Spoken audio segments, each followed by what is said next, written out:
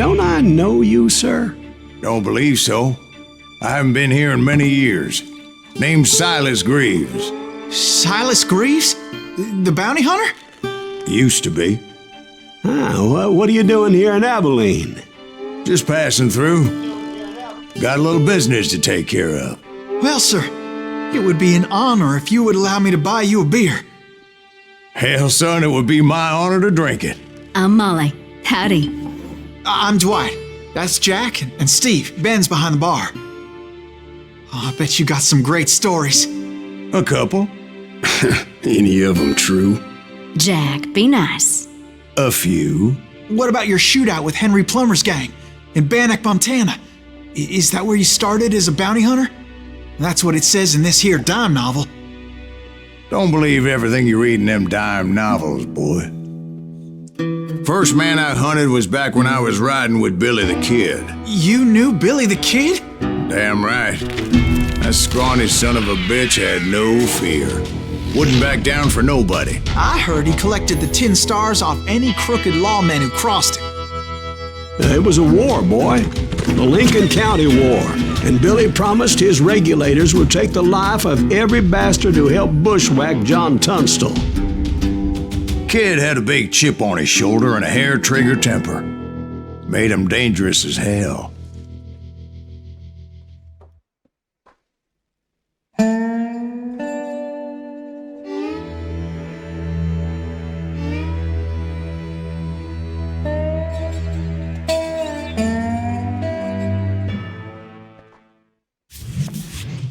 It was about 30 years ago. Billy was hiding out in an abandoned farm near Stinking Springs. I threw in with the kid because the man I had sworn vengeance on was riding with Billy's enemies.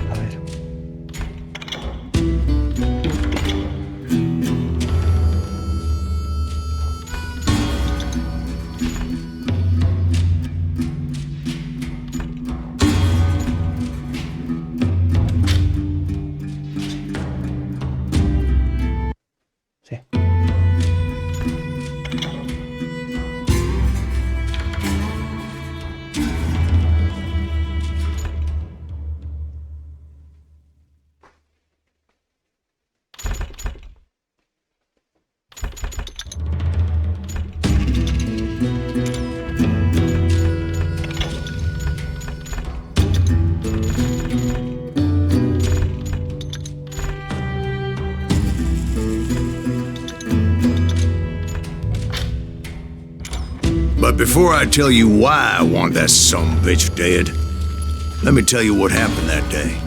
I was heading back to the hideout when suddenly I had this funny feeling. Funny, ha-ha? No, Steve. The other kind of funny.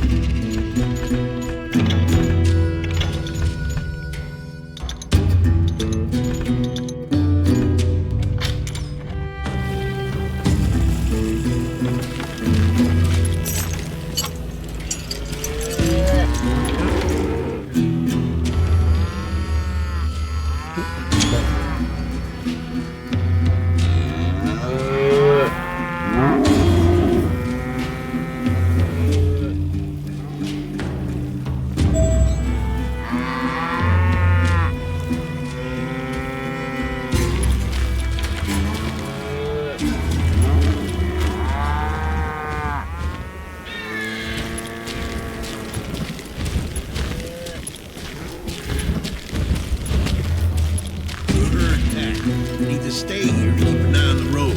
That's not fair. We're missing all the fun. I knew those two morons would never let me through. I had no choice.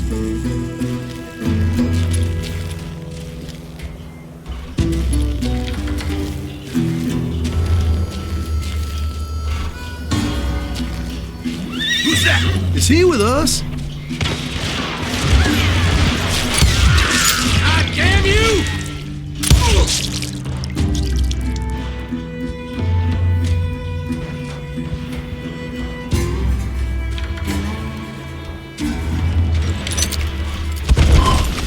Was it Pat Garrett's posse?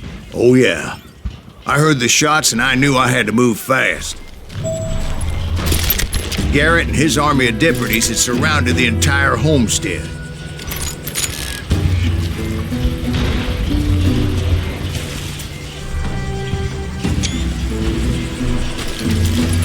Fire at will!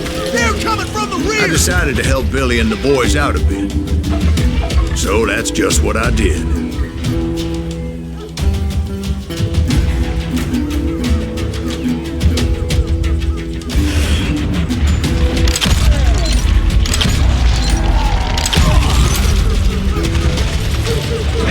We have one behind us! Stay on it! Cover fire!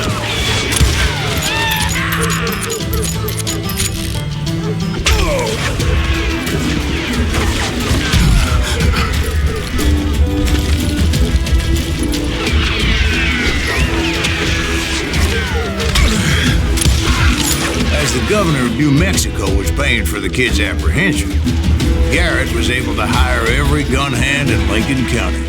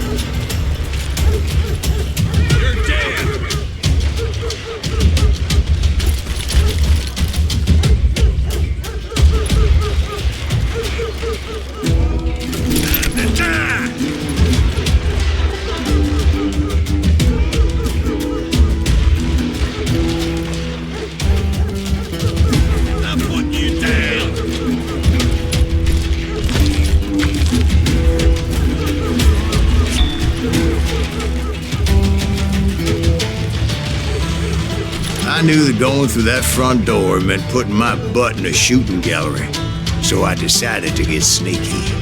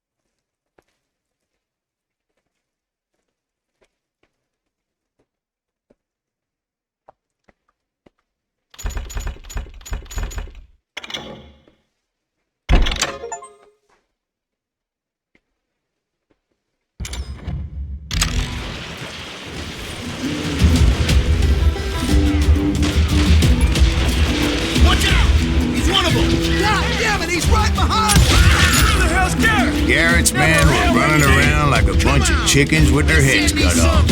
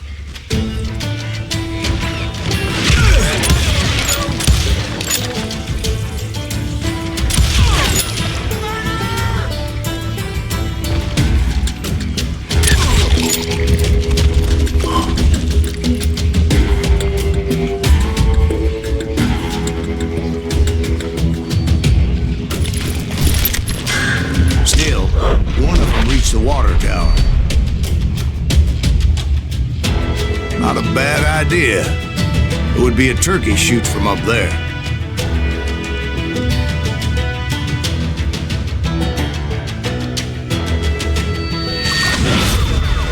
What the heck just happened?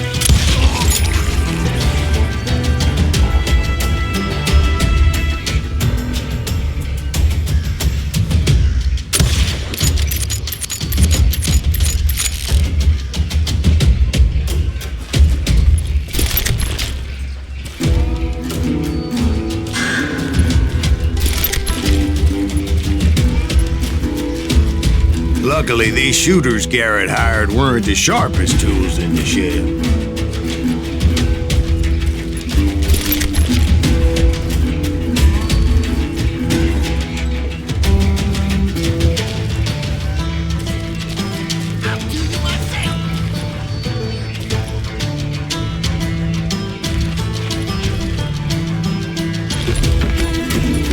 The right position is very important. Personally, I prefer to be on top. Oh, you do? Indeed, darling. But where was I? Oh, yeah. I'll flank it! Someone shoot that bastard!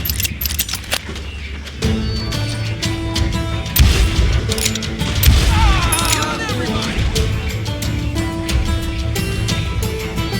You can't take us all on!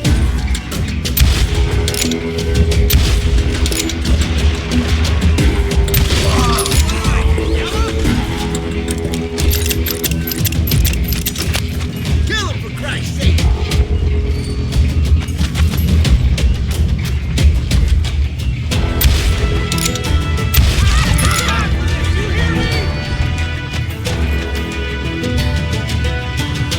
I'll do you myself!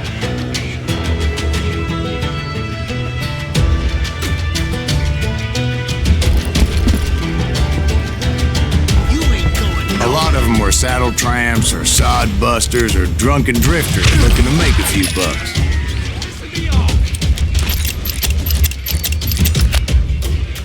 I'm done with you. You can run. Can't hide forever.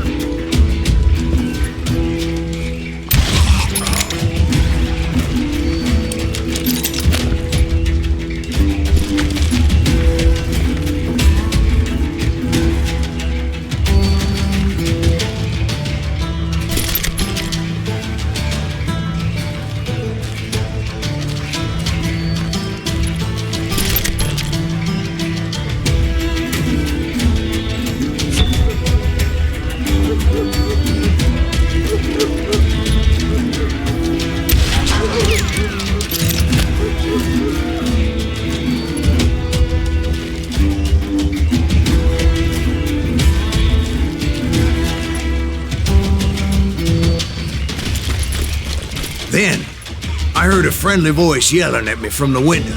Back door! We'll cover you! Stop aiming, you idiots! Truth be told, things weren't much better behind the house. Watch your flank!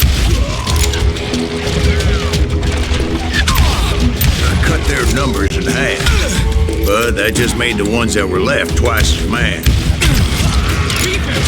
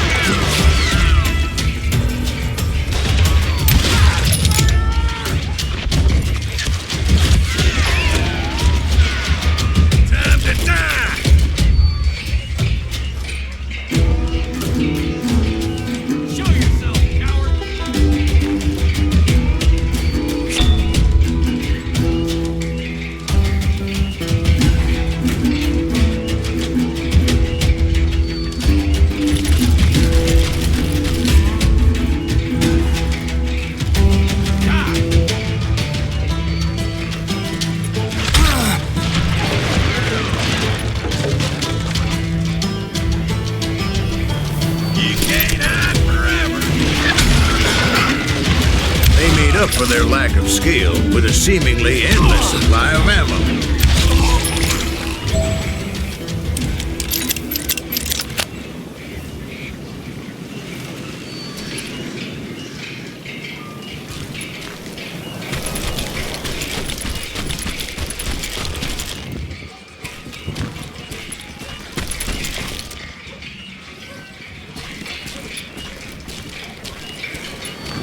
It was a bit of a slog, but I finally fought my way around the back of the house.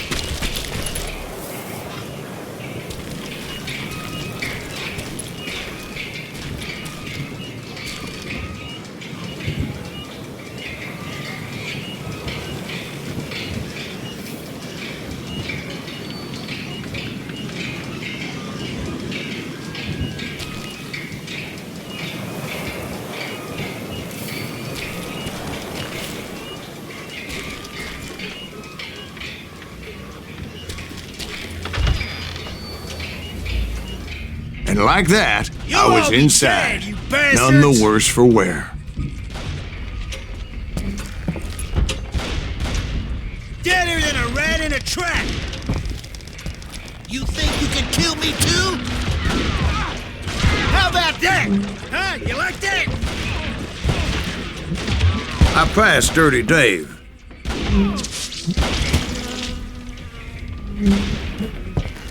And upstairs, I found Billy and Charlie Bowdre.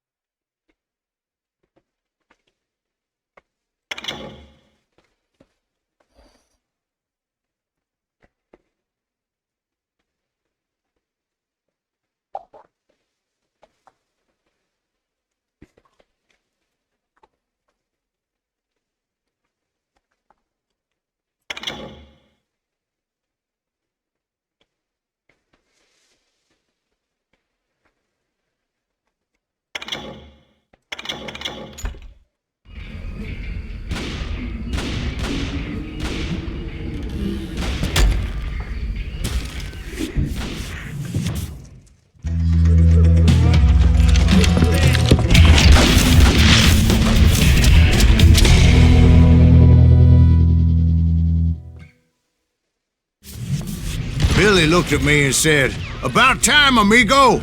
Grab a gun and get to the window!"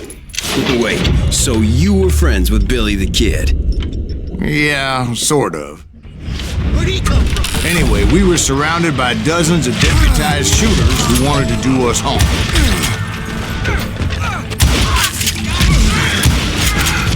Billy's worth $500, dead or alive. Tell him. I can keep this up all day. I think I got one. I'm telling you, Garrett's men were dropping like flies, but they just kept on coming.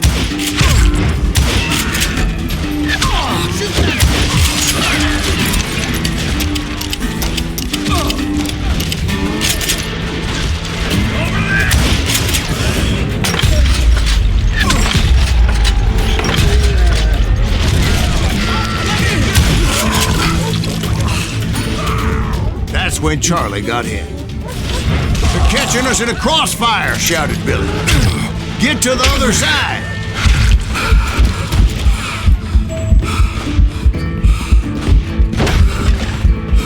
He can't take us all on.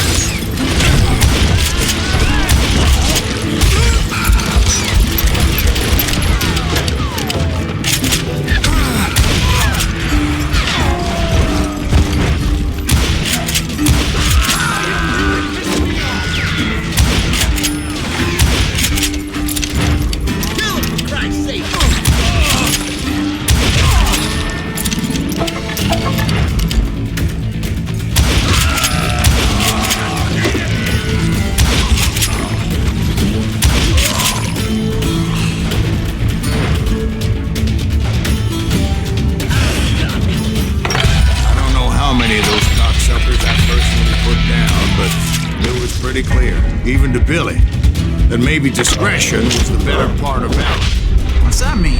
It means that it was time to cut and run. They got a Gatlin, Billy shouted. Get the horses and bring them round back. I'll draw their attention.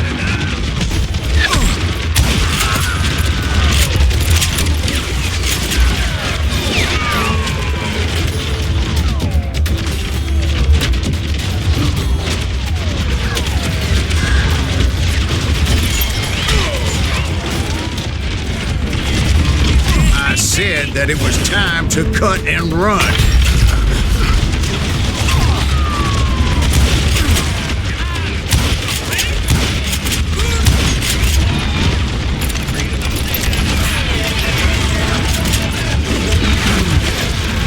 Directed that order at me, and I thought, why the hell do I have to do it? But I went anyway.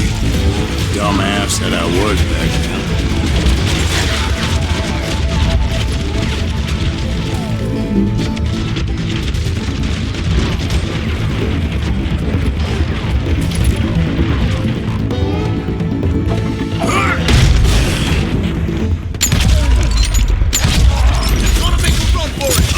Poor sons of bitches are done! Many would have fled in my place. But I had that false sense of invincibility that many young men have. Like Jack here. What are you saying, old man? Jack, he's just joshing with you now. Yeah, he better be. Mr. Greaves, please continue. Please, call me Silas, ma'am. Now, where was I?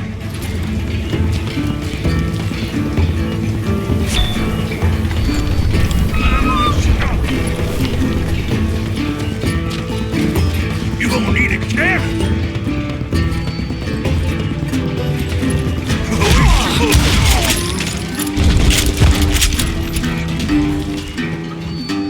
You were heading for the barn.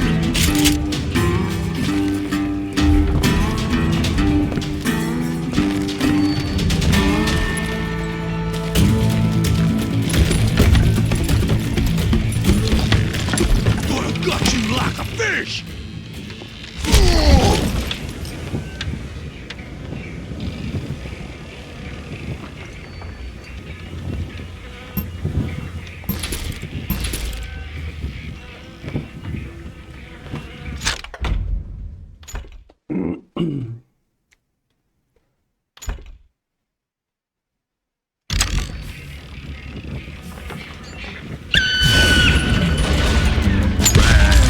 Making my way past the hassle of fallen foes.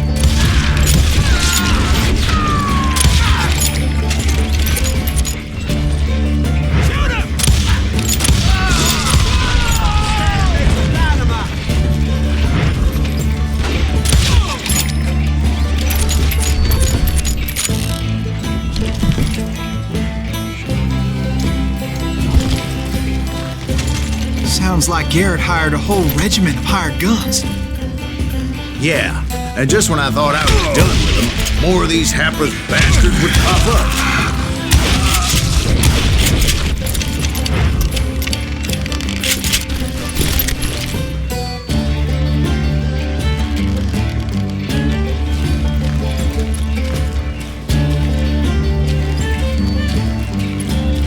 Finally, I had the stables within my reach. After the fight, maybe we could treat ourselves to some fried chicken.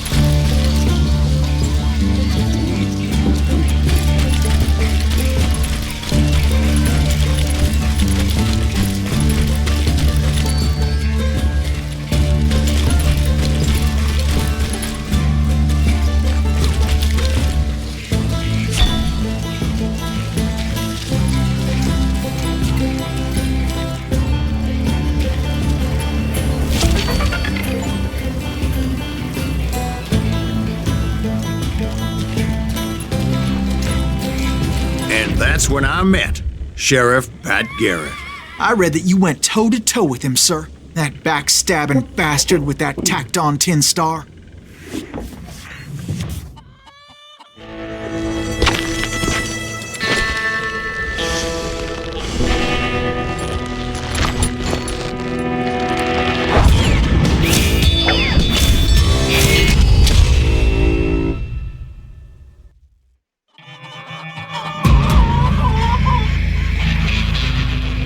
You challenged him to a showdown.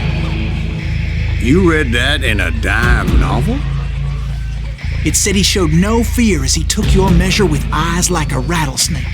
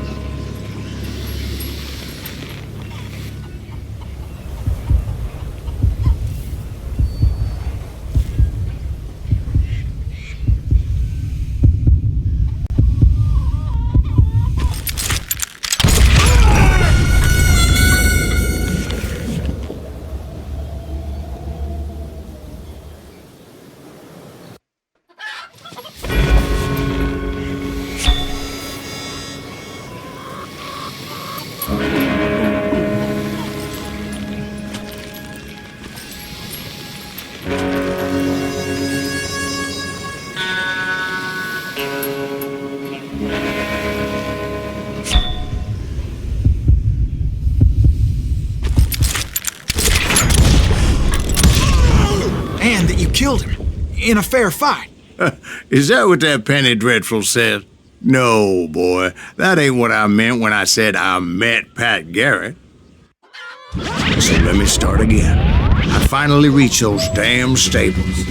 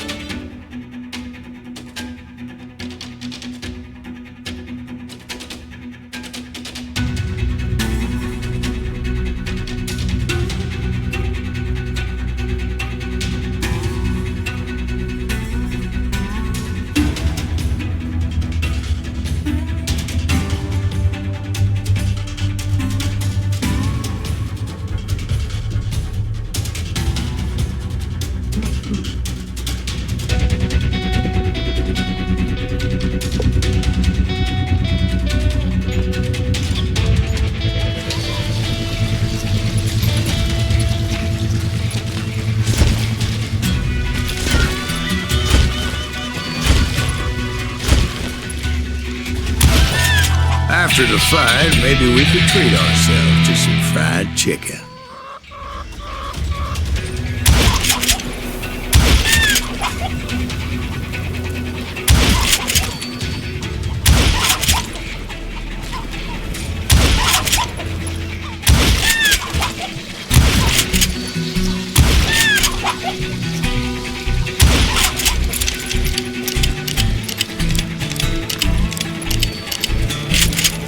Stepped inside, and last thing I heard was Garrett's voice. That's not Billy. And go on. How did it end? And, boy, that was just the beginning.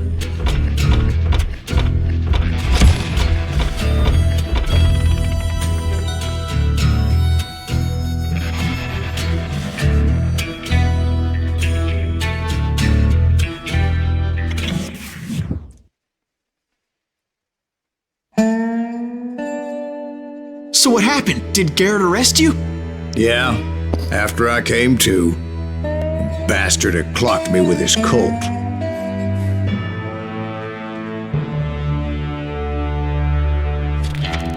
And the kid surrendered? When he realized there was no getting out of there alive. So they locked you up in Lincoln? Indeed they did.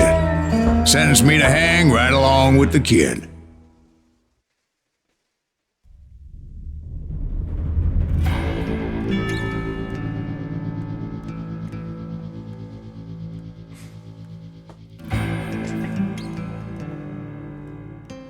It's important to know that I was only riding with Billy so I could find the bastard I was after.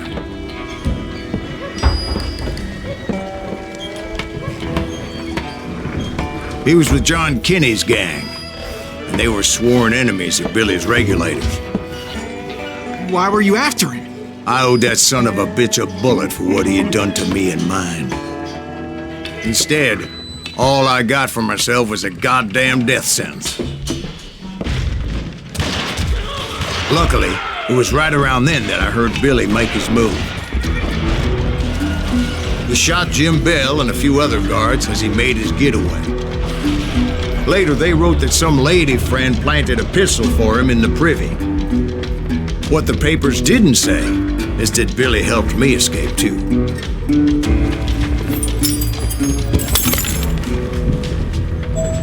My first order of business was finding a firearm.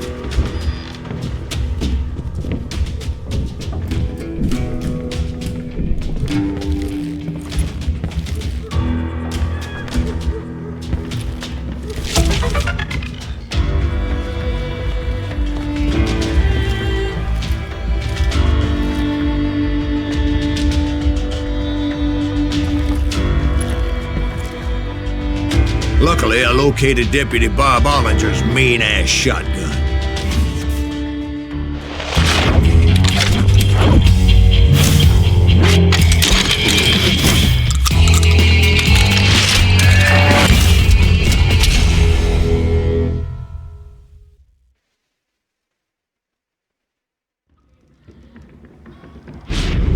I saw Billy through the window, and he yelled that I should take to the rooftops to make my escape. So I did. Anybody see Billy?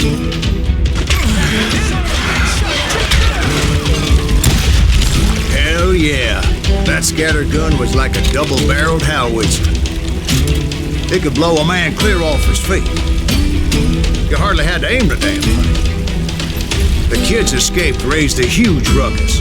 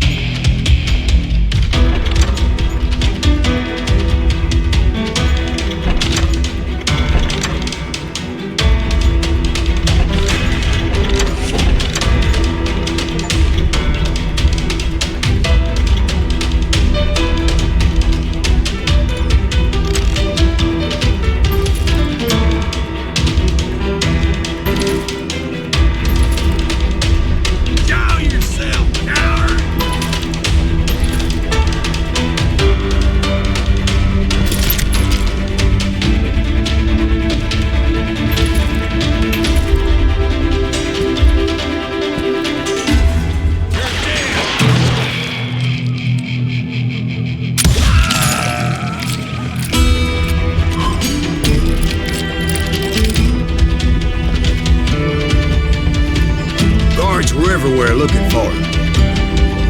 Can't let the kid get away.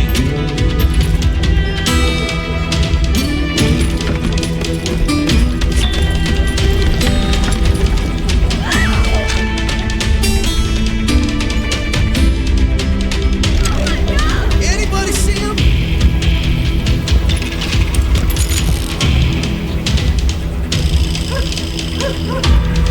You can't hide. Kill him already.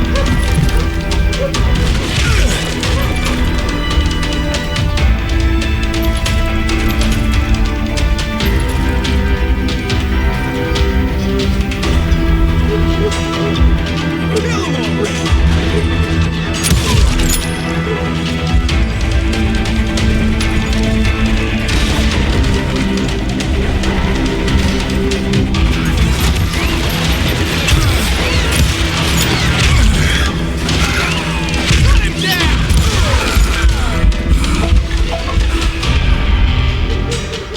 Show yourself.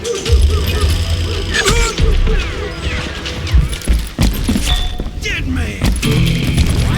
I had to jump from roof to roof like a damn alley cat. I followed the planks where I could, but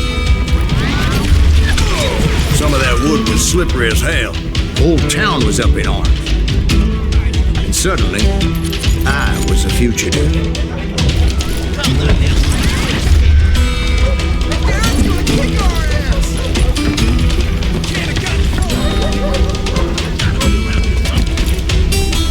Billy broke out of jail. Violence is not the answer.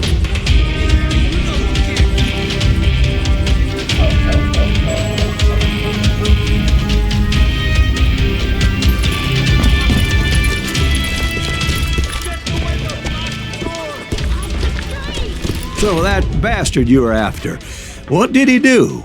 He did me and my family a grievous harm. But I knew if I was ever going to find him, I would need to get my ever-loving ass out of there. I tried to be stealthy and sneak my way past. This town doesn't have a moment's peace.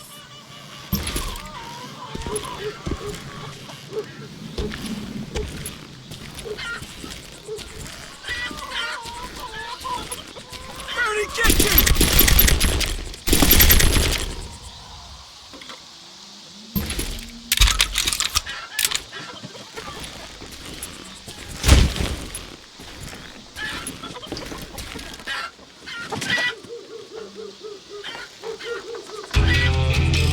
You!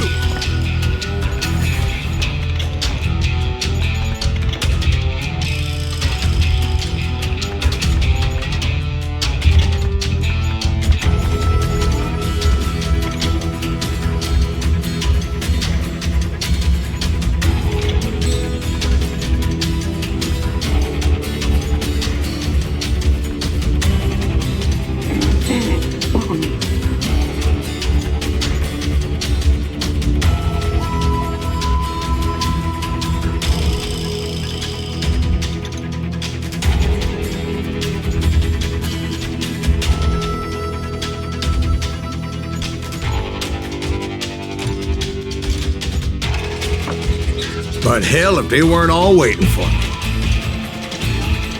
Apparently, some of them thought I was Billy. You hooligans can go to hell.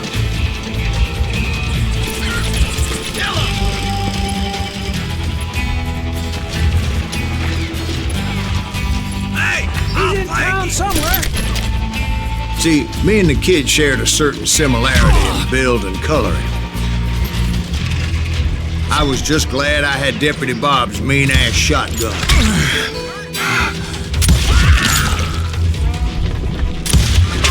Gonna be a piece of shit when I get back.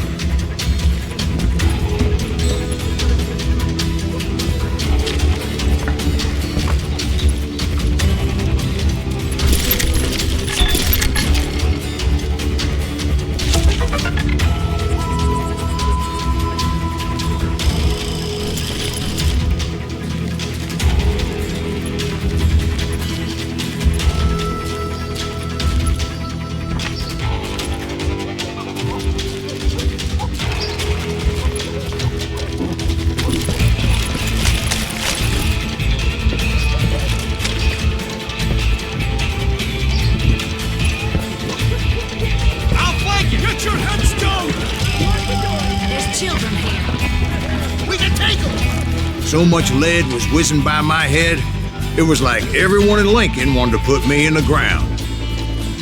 I knew I needed to find a horse. Though I never did have a great fondness for those four-legged grass eaters. Smelly, sweaty, ungrateful beasts. We prize them too high, if you ask me.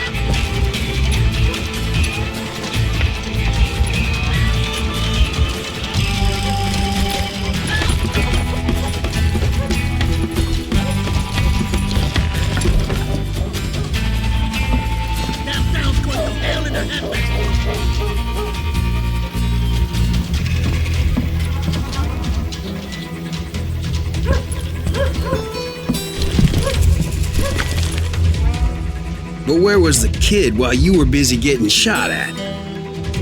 Gone. And that's when it occurred to me why Billy set me free.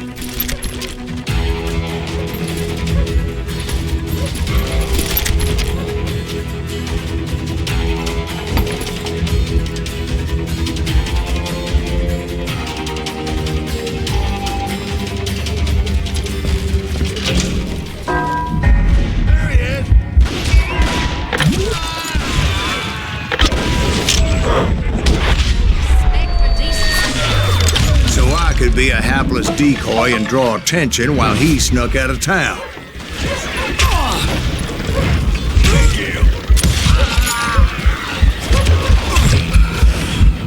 I knew if I made it out of there in one piece, no one would put a price on my head. Because everybody in Lincoln would be dead? No, because they all thought I was Billy, and all that blame would fall on him. Meanwhile, Deputy Bob Ollinger was organizing a posse to put me down. He was already a mean son of a bitch, but he was doubly pissed that I stole his mean-ass shotgun. Anyway, it was me or them, and the only way forward led me straight to perdition.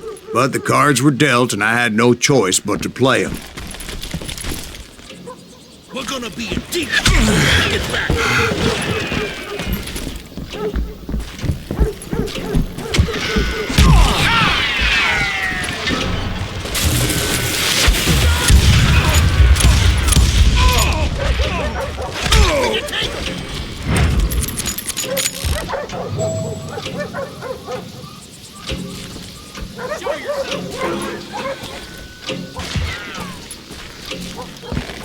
Stop him!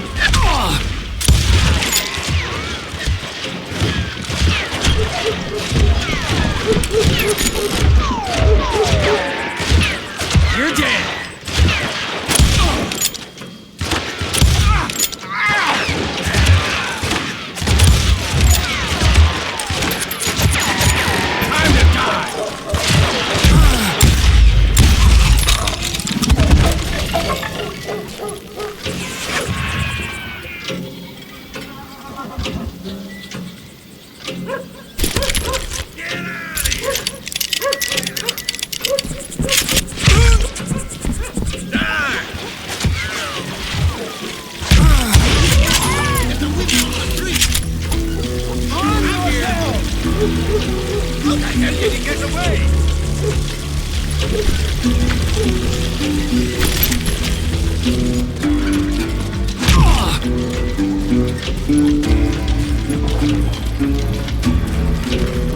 Let's do this.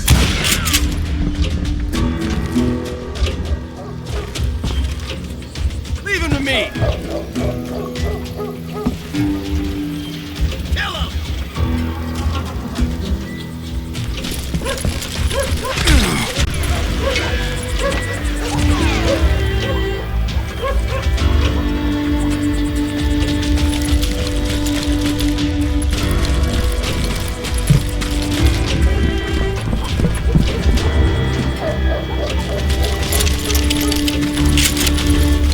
Stop him.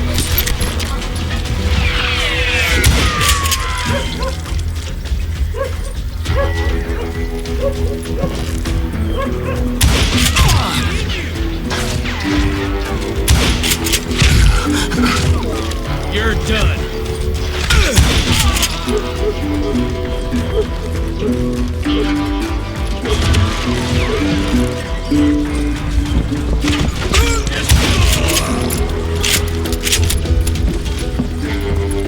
I've got this.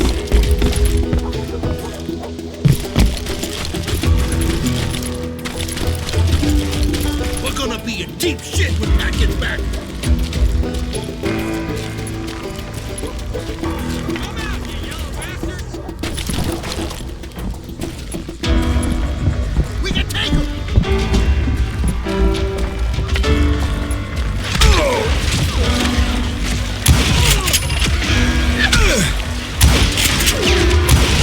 Ain't enough for this.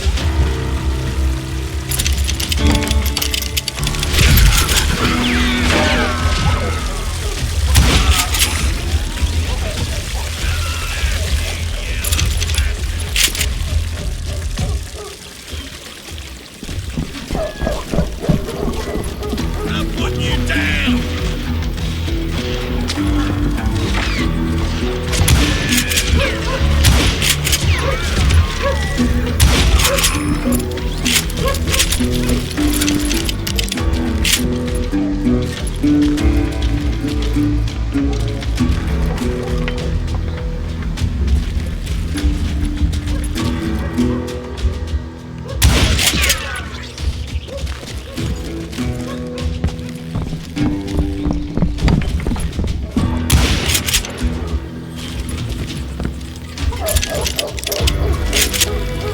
I'll flank it.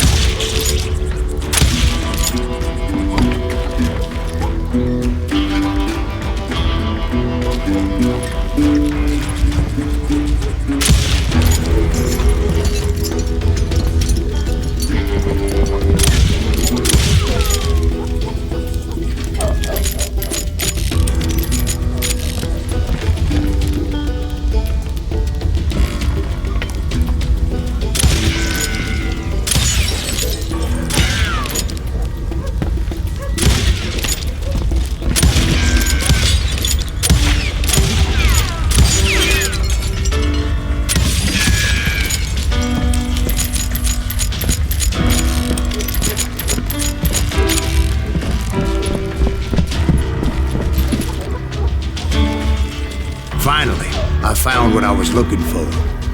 The stables on the edge of town.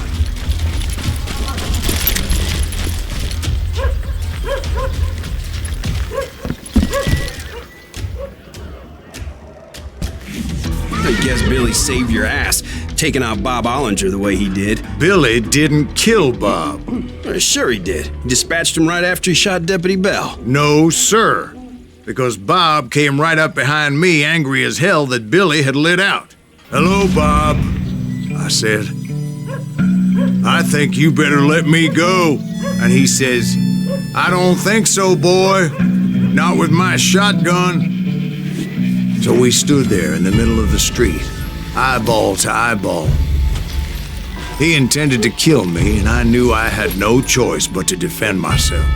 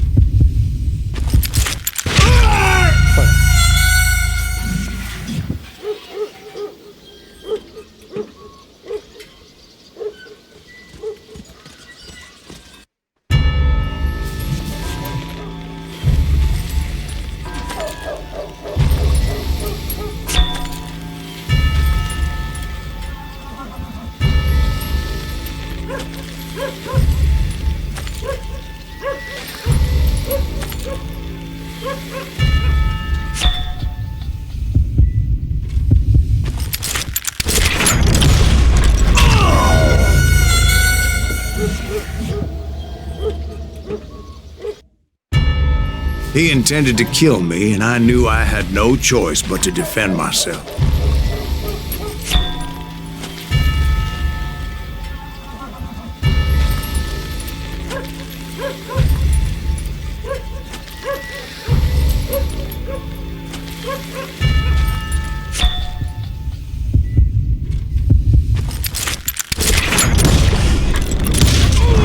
I killed him in a fair fight. Everybody saw I had no damn choice. Well, Lincoln got a mite depopulated that day.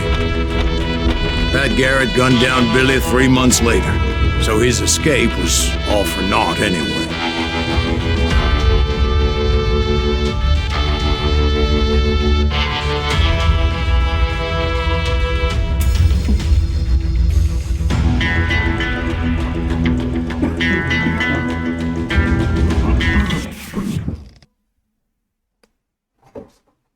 So where'd you go after Lincoln? Mexico. Until I realized nobody was looking for me. I ended up taking a job at the Rurales. The Mexican Rurales? I was hired to help them track down the cowboys. The most vicious outlaw gang in Cochise County? Curly Bill Brocious? Johnny Ringo? Led by old man Clanton himself. They must have paid you a pretty penny to take them hombres on. Not really. But truth be told, I had my own reasons for going after those boys.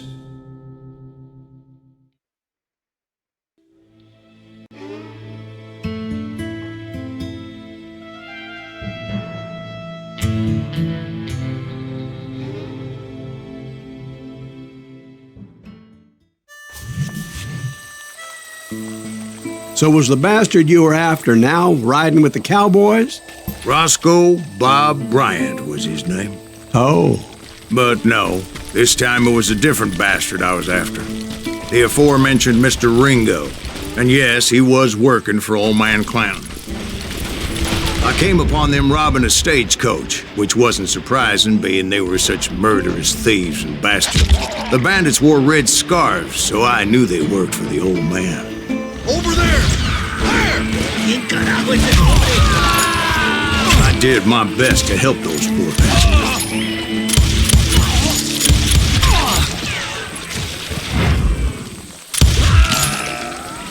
Moments later, the attackers were dead, and I checked the stagecoach to see how many passengers were still breathing. None. It was then I wondered if the rocks weren't hiding more bandits. Was that all of them? Or did I just hit the rear guard? I quickly got my answer. They attacked from on high like Apaches often did. They would appear in great numbers from above and rain down lead on their hapless enemies' heads. Making use of the high ground, whatever else they had. Yet the Apaches always appeared out of nowhere, and there never seemed to be an end to them. Hold on. Were you attacked by Apaches?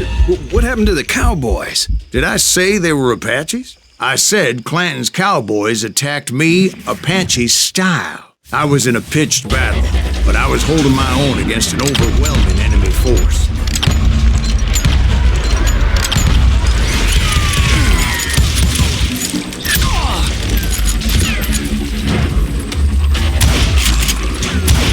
See, at the time, I was still pretty green, would often blunder into regrettable situations. But I just kept shooting at anything I could see up in those damn rocks. I didn't see Ringo, but I knew he was with the cowboys. He and Roscoe Bob had done me a dreadful wrong, and I was determined to have my revenge. But to get to Ringo, I knew I'd have to fight my way past these other assholes first.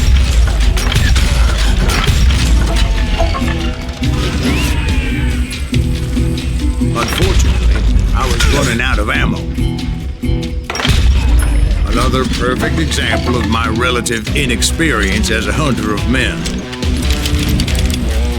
I immediately knew that a tactical retreat was called for, as my vengeful fury was much less impressive without the bullets to back it up.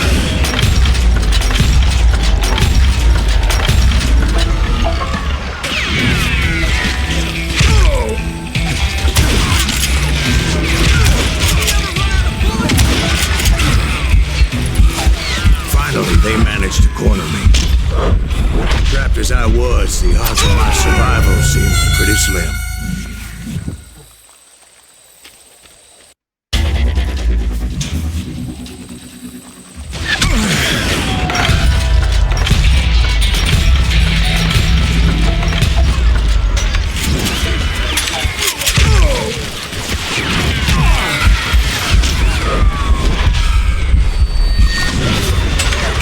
Luckily, serendipity was on my side as I suddenly spotted a way out of my predicament.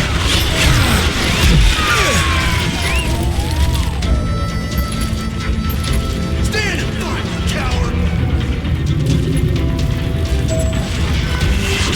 I ran ahead as if the devil himself was after me. Bullets were whizzing by my ears, but I wasn't about to roll over and die. I just kept running like there was no tomorrow. Because there wouldn't be if Clanton and his men caught up with me. As I was scurrying around those caves, I thought, what was I thinking? Going up against a gang like this?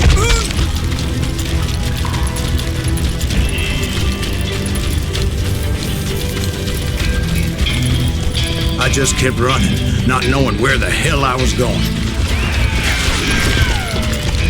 And that's when something miraculous happened. Like manna from heaven, I found the desiccated remains of what looked like an Apache warrior. The old weapon next to him supplied me with some much-needed ammunition.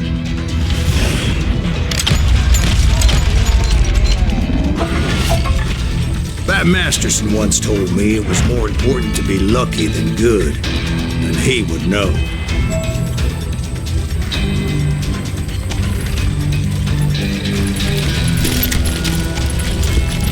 And imagine my surprise when I found a fistful of dynamite to go along with that ammo.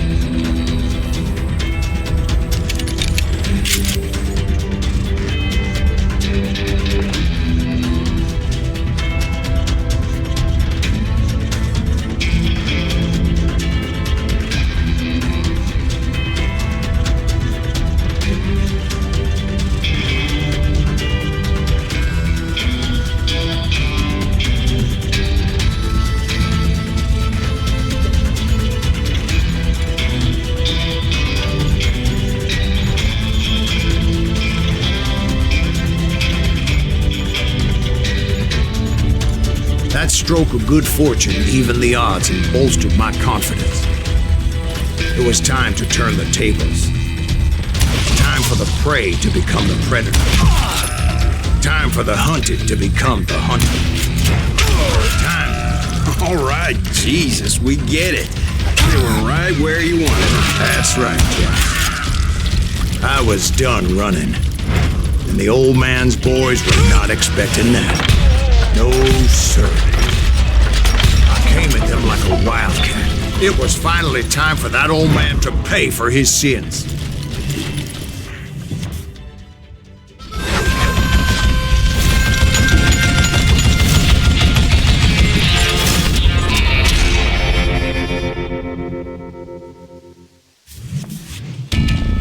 I yelled out at the top of my lungs, "Clanton, I'm coming for you!" A little stealth might have made more sense, to be perfectly honest. Because that old fool had a Gatling gun and enough bullets to last him till kingdom come. But I knew I could not let that deter me. Not if I was to find and kill Ringo. I needed to get that old man off that gun.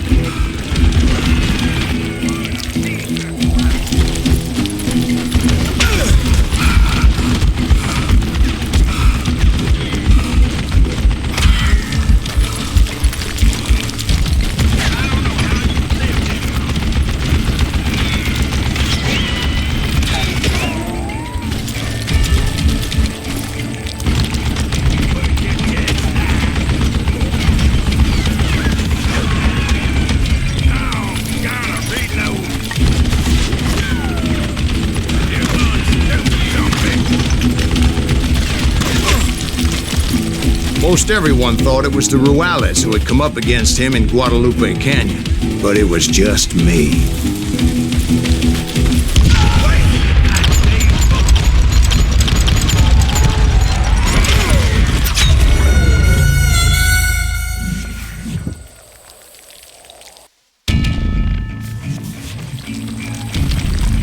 They're gonna bury you in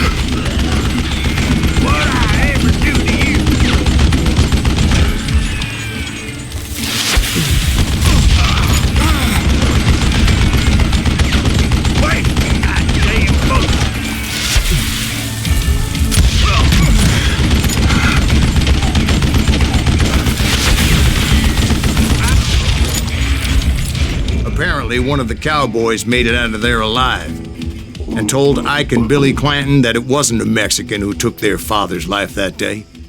They just assumed it was one of the Earps. And that little misunderstanding eventually led to that legendary gunfight at the OK Corral.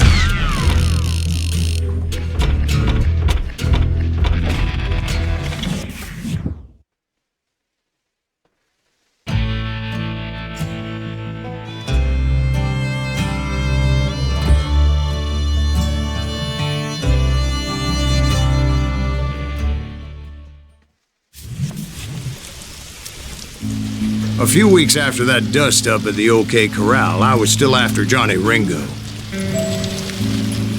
I had tracked him and the cowboys to their hideout at a sawmill, and they were loaded for bear. So what exactly did Johnny Ringo do to piss you off? Well, him and that other bastard. Roscoe Bob Bryant? Yep. They both deserve to die, and I promise I'll tell you why. But first I need to tell you about the cowboys' new boss, Curly Bill Brocious. Herb's coming! Get ready, boys.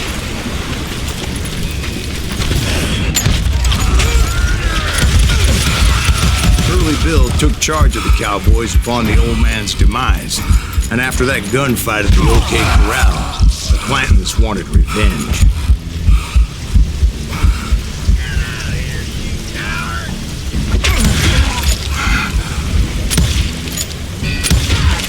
So they murdered Morgan Earp and grievously wounded his older brother, Virgil.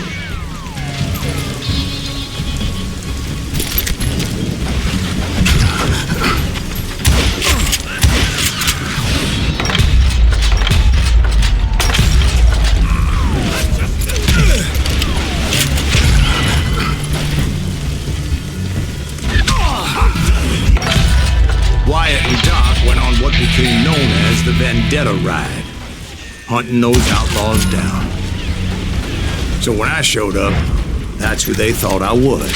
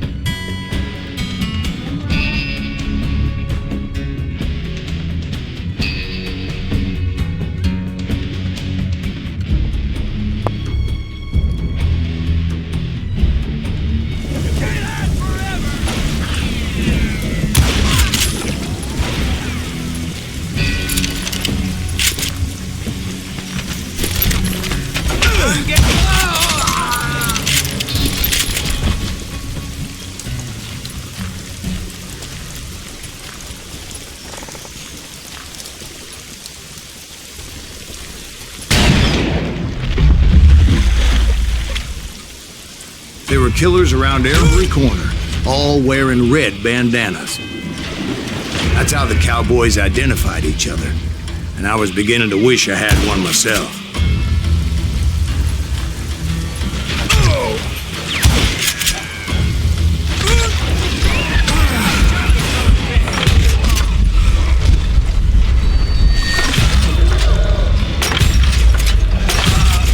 I wasn't about to let Ringo walk away unscathed, and that's what drove me forward.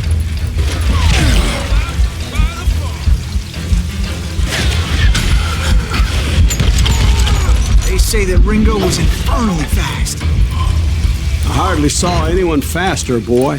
Certainly not Wyatt Earp. That man was all hat and no cap.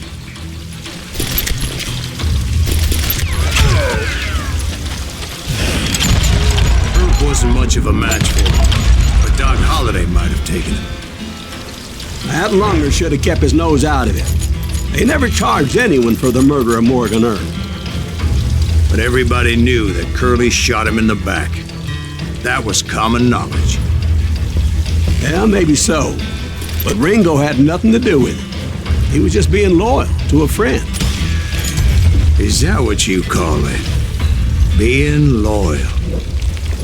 Well, to get to that loyal friend, I had to pass by some buzzsaws as big as a man.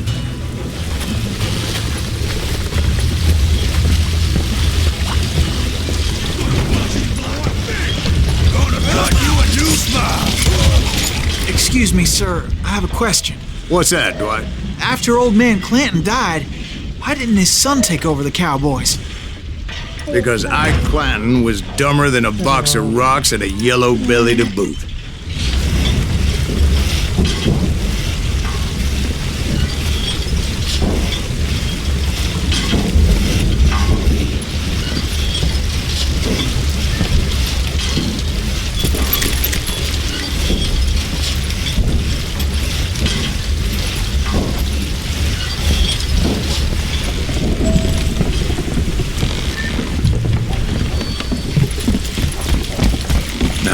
Where was I? Taking down the entire cowboy gang single-handed. Indeed I was, Jack.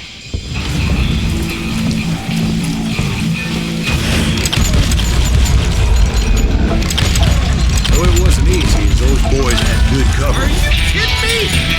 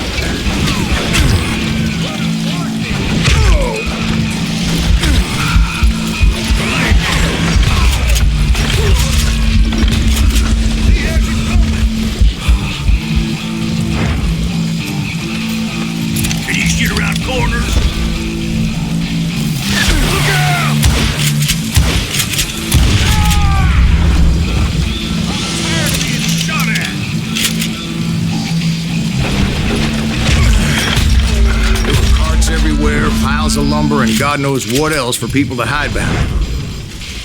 That really was one hell of a sawmill. Quite an impressive operation.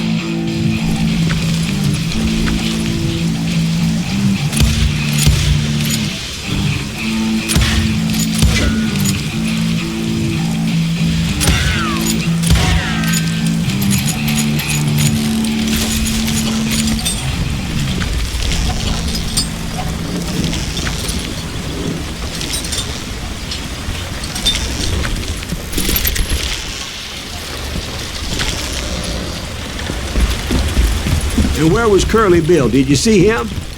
I'm about to get to that, Ben. Patience. I'm painting a picture here. There was this beautiful waterfall and a crystal clear stream that led to a verdant valley that was truly... Consider your picture painted. What happened next? Well, finally the bastards that were still alive made a last stand.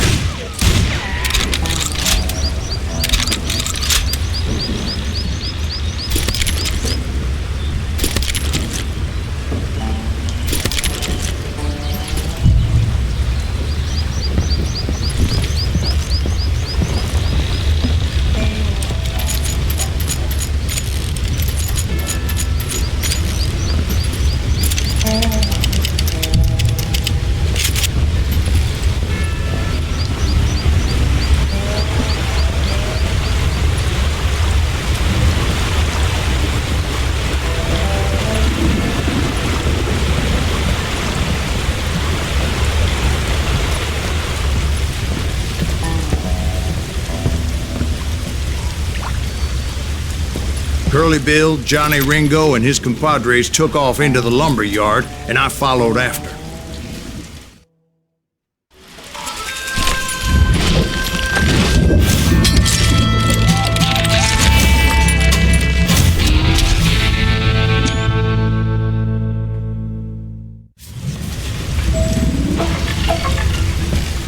Are you saying they ran? Cowardice was not in Ringo nor Curly Bill's nature. No, sir. I never said they were running scared. They just wanted me out in the open. Time to dance with the devil. You're a lot of sand showing up here all by your lonesome. You're working for Wyatt Earp. Did that some bitch Earp send you to kill me?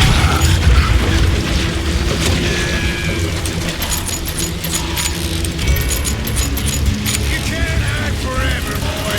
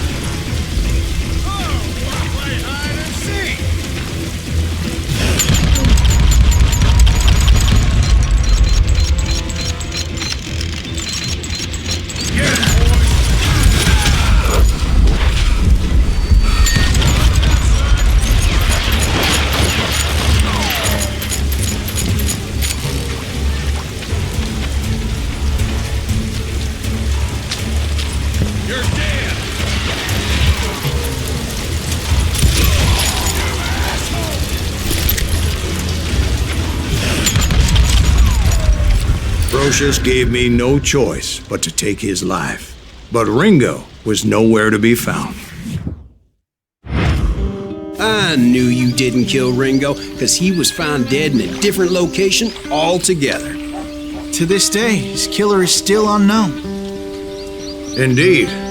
Took me a few months before I finally tracked his ass to West Turkey Creek Canyon.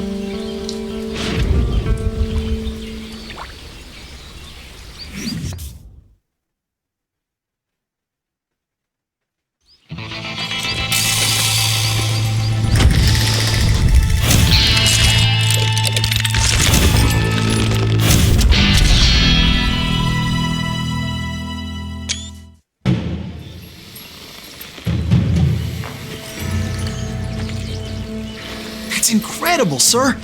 I always thought that Doc Holliday was the one that killed him.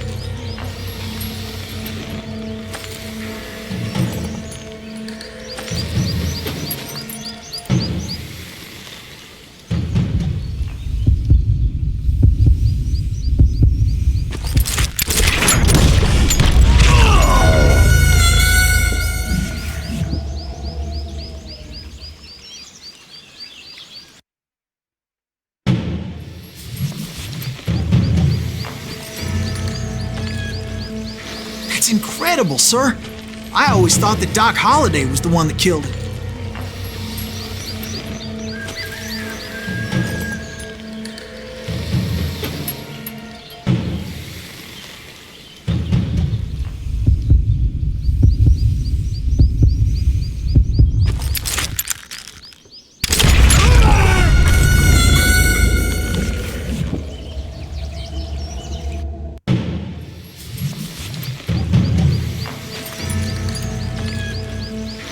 That's incredible, sir. I always thought that Doc Holliday was the one that killed him.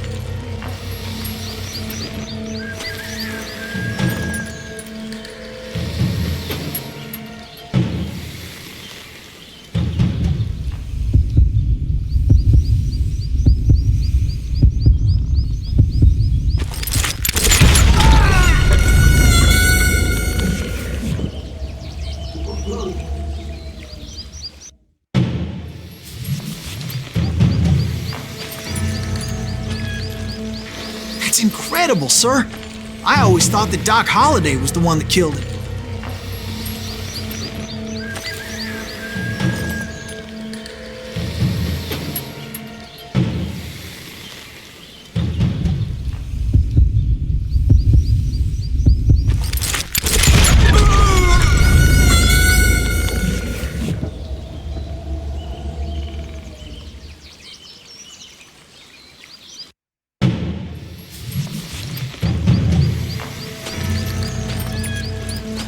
That's incredible, sir. I always thought that Doc Holliday was the one that killed him.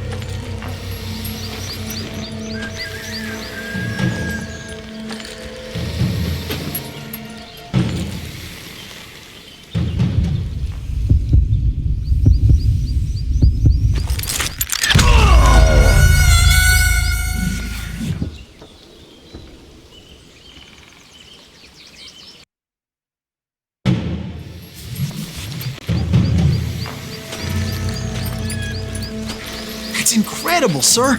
I always thought that Doc Holliday was the one that killed him.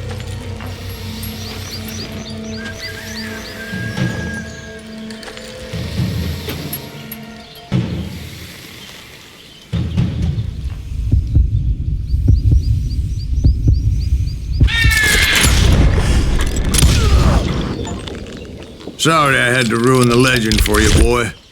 But the legend ain't always true. Doc Holliday had nothing to do with the death of Johnny Ringo.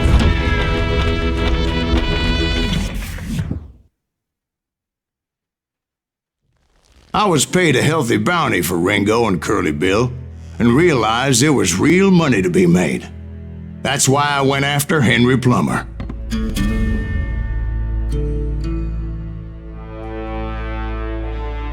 Wasn't he the sheriff who augmented his income by shaking down miners and robbing gold shipments? That's the one. Oh, yeah, I remember him. He ran that gang of thieving outlaws called the Innocents. So it's true that you went toe-to-toe with him? Indeed I did, son. Indeed I did.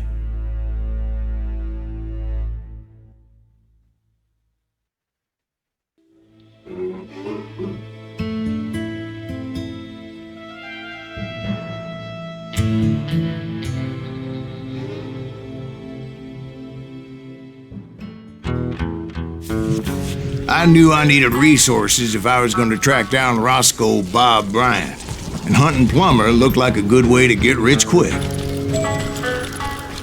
As the local vigilantes exposed him as the leader of the bandits, and put a generous price on his head. Plummer rallied his gang to plunder one last gold mine before making their escape, and that's where I thought I'd find him. Close to all these goddamn barrels of gunpowder. Why would you be nervous? No one has the cojones to come after us. As long as you don't light up a cigar, we're fine. And besides, George is up there on the rocks with that rifle of his. Nothing gets past him.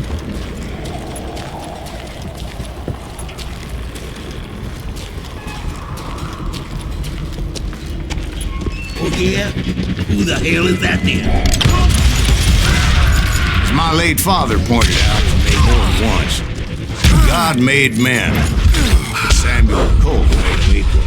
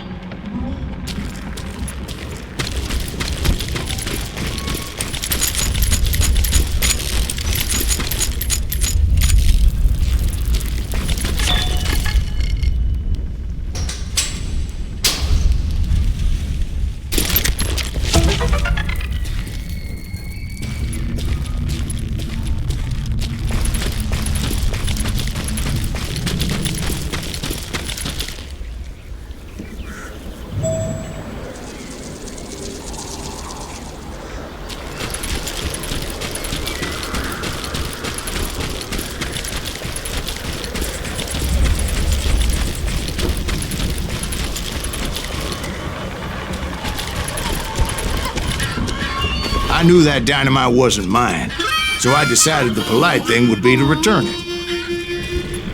It was the biggest gold rush since Sutter's Mill in '48. Unfortunately, prospectors weren't the only ones drawn to those riches. There were thieves and killers, robbing travelers and hijacking gold shipments. Like those that ran with Plummer. Some were just regular folks I knew from town, drawn by greed and easy pickings. Charlie Crow, the blacksmith. You can't beat the innocents. James, who worked in the stable. Sam and Jeremiah Barber, the butcher's sons. Ordinary citizens who lived a double life. Stealing and thieving and murdering their neighbors.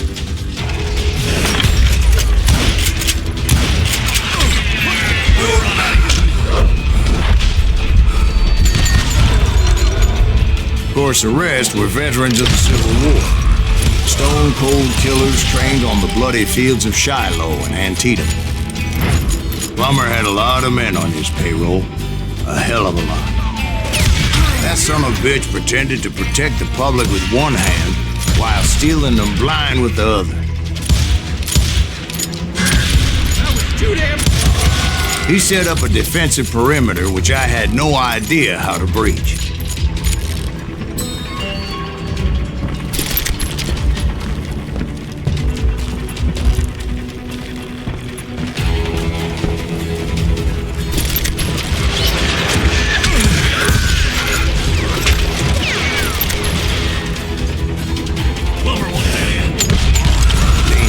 Desperate individuals. I was outnumbered and in way over my head, but I was too damn stubborn and stupid to realize it. They must have thought I was touched, or had some kind of death wish, seeing as there were barrels of gunpowder everywhere. I thought I was some kind of hero. I finally made it past and headed on to meet my destiny. But first, I had something I needed to figure out.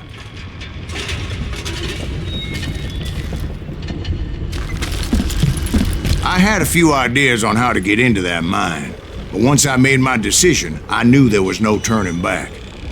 So my first thought was to enter the nearest mine portal. I saw an entrance. Made sense. It was the quickest way in, but that also made it more dangerous, as there would undoubtedly be enemy pickets posted along the way.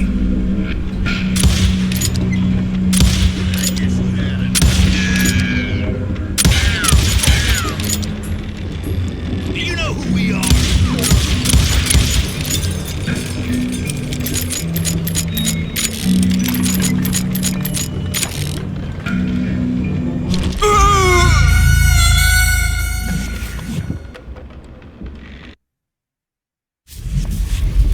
Hey, I'll flank him.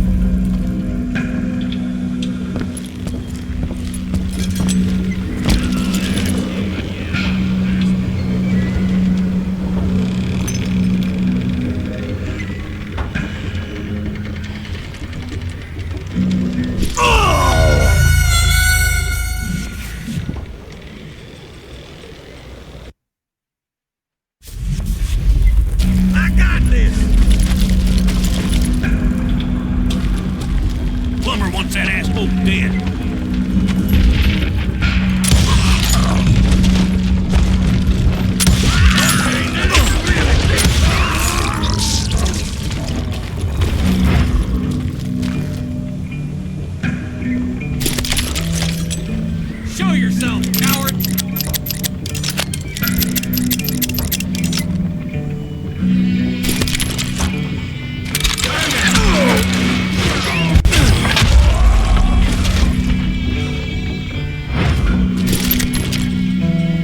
Besides, once you enter a mine like that, it's easy to get all turned around.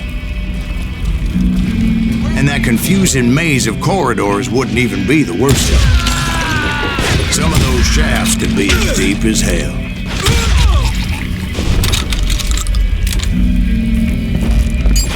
You or me?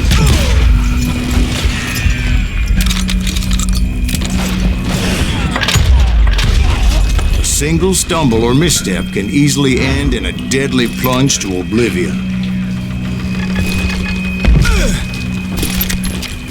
Time to blow your shit up. Quick reflexes often make up for a lack of common sense. Luckily, I was never one to be easily bushwhacked. I would just need to be careful not to blow myself to kingdom come. With all that gunpowder and dynamite everywhere, the body has to know what he's shooting at. All it takes is one tiny spark, and boom. Get him! You must be about out of bullets. As a boy, I always loved the 4th of July. There he is! You ain't beefing me.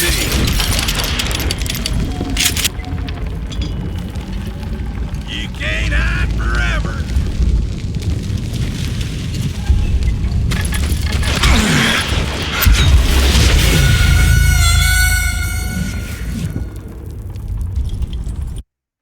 Take him!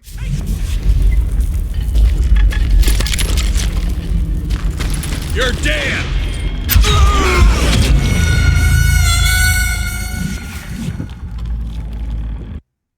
Surprise!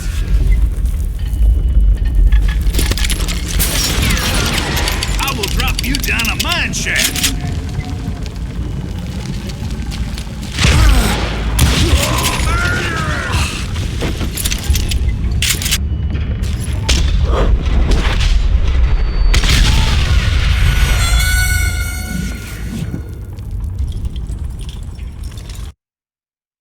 Take him!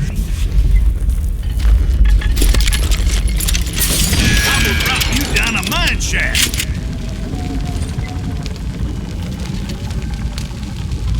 Had enough?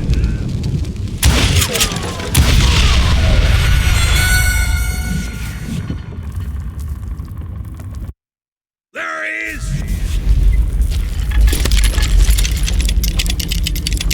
You can run, but you can't hide forever.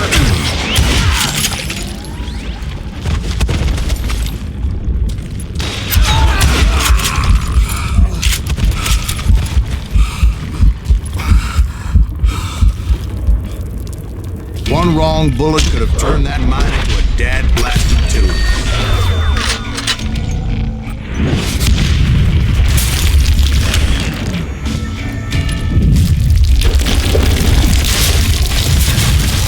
I freely admit that my plan of attack was not just moronic, but clearly insane.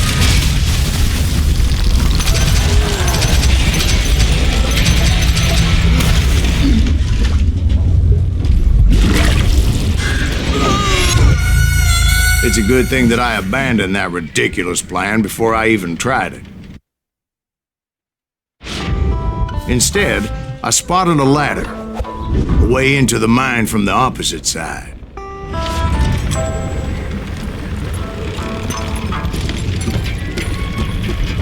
It was a long way around, but that approach seemed more sensible at the time. Of course, being I had a problem with heights, that scaffolding scared the bejesus out of me. Climbing down that ladder required some caution, because even though I had a younger man's reflexes, no man can dodge a damn bullet while climbing down a rickety ladder.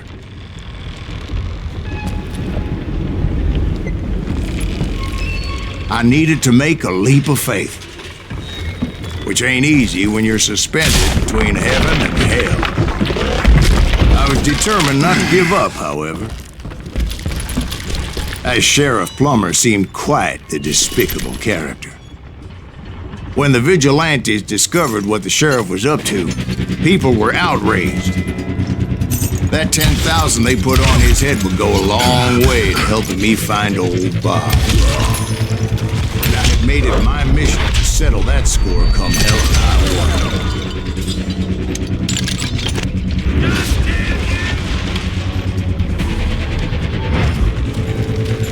Time to blow me shit.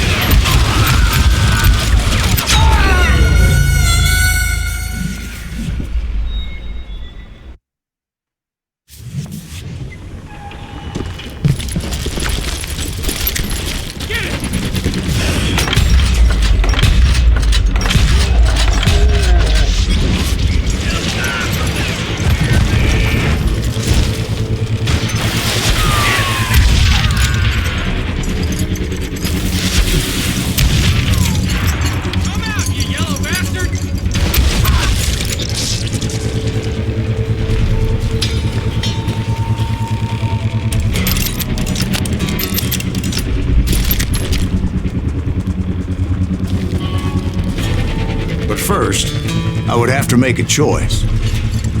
Take the elevator or climb the ladder.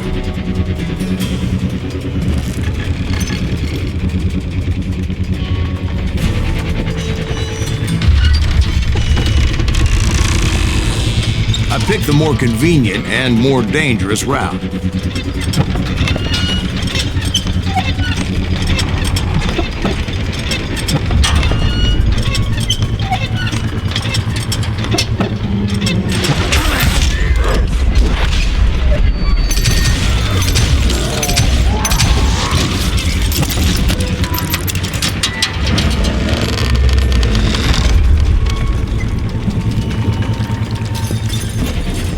Plummer was a mad dog killer, and the people of Nevada City deserved better.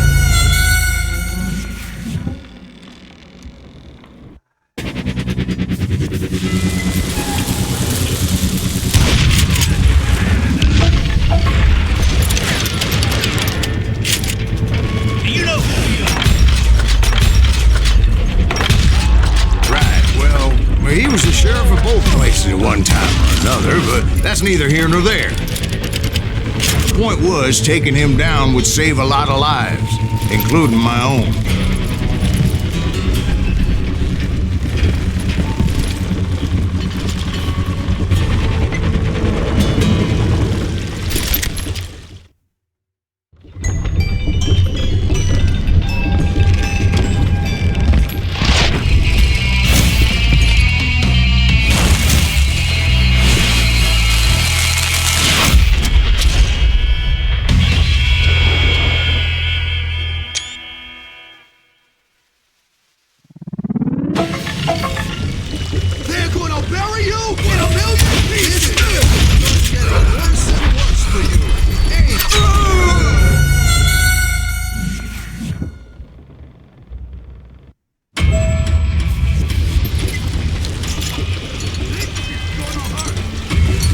Henry Plummer was clearly unhinged, and I could see right away that this was going to take some doing. Show yourself!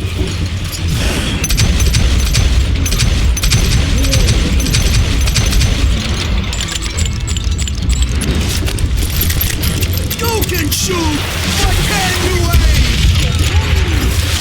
Run! I need some help here! Come on, boys! Take this cocksucker out!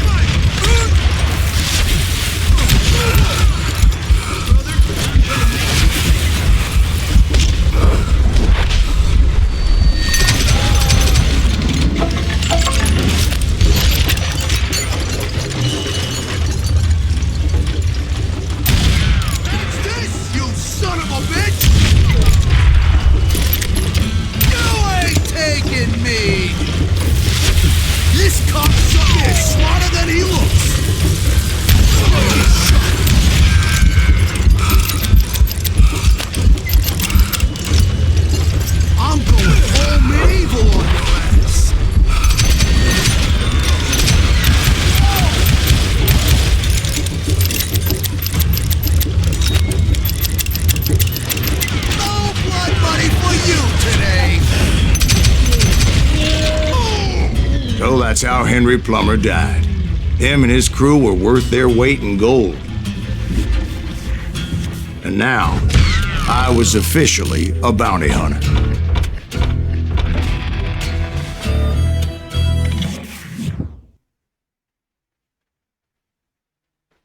So, did you finally go after that Bob feller? Well, I heard word he was in Kansas with John Wesley Hardin, so that's where I went. Where in Kansas? Abilene. Why do you ask, Ben? No reason. Was Hardin as fast as Ringo?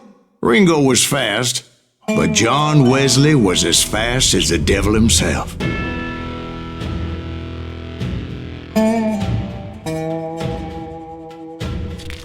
Hell, he killed his first man at 15. From that day forward, he had a price on his head and wouldn't back down for nobody, not even Wild Bill Hickok himself.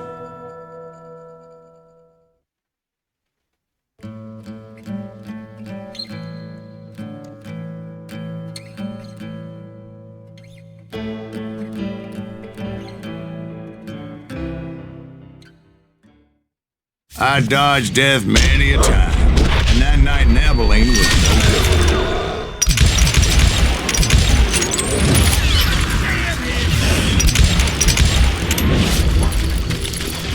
I thought the Texas Rangers got hard. Yeah, that's what they want you to believe. I was there with the intention of finding that bastard Bob and collecting the bounty on John Wesley.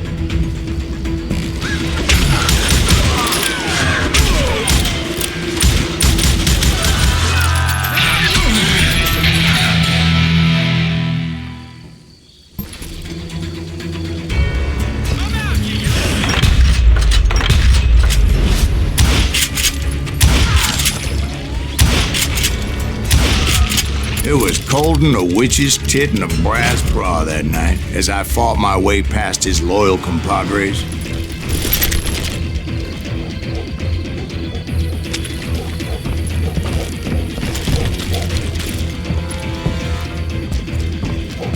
To the very same saloon we're sitting in today. Look around and imagine this place painted in blood. Hardin was waiting for me, and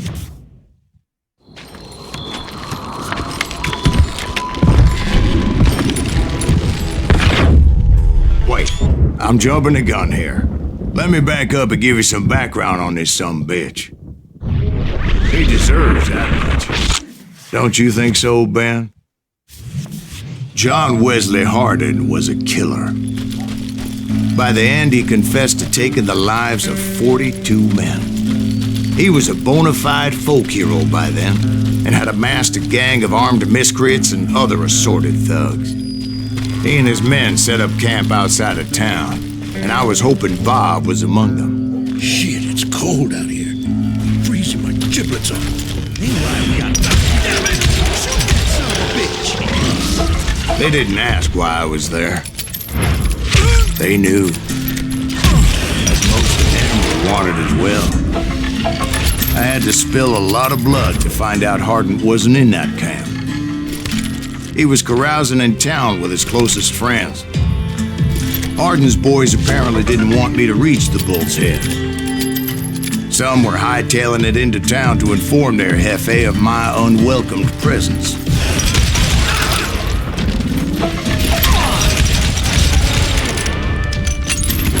Hail Hardin! Someone's coming for him! Stop that sumbitch! Let the boys know we got another law dog. Yeah, you know you can't beat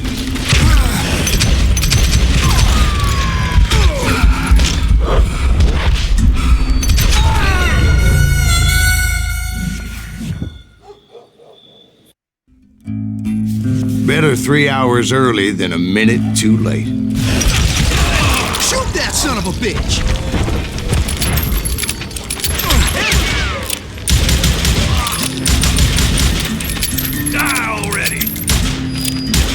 I figured Hardin was here somewhere, but to get to him, I'd have to get past his gun range. And that was easier said than done, as most of them were as foolish and full of bravado as I was.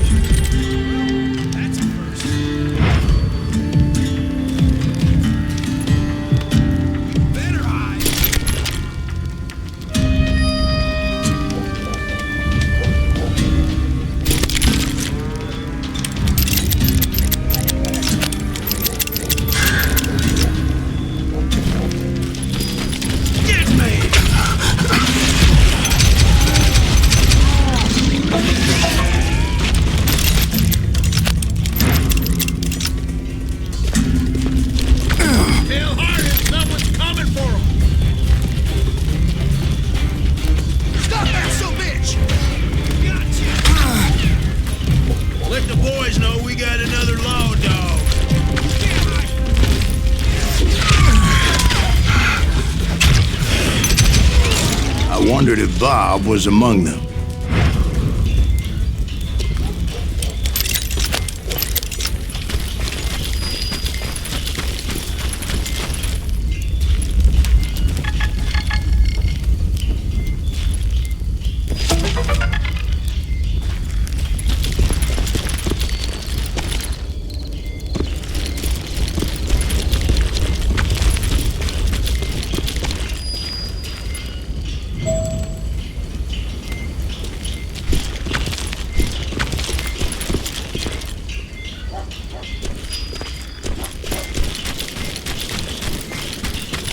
And I steeled myself for the fight ahead. For as good as I was, deep down I wondered if John Wesley wasn't just a little bit better.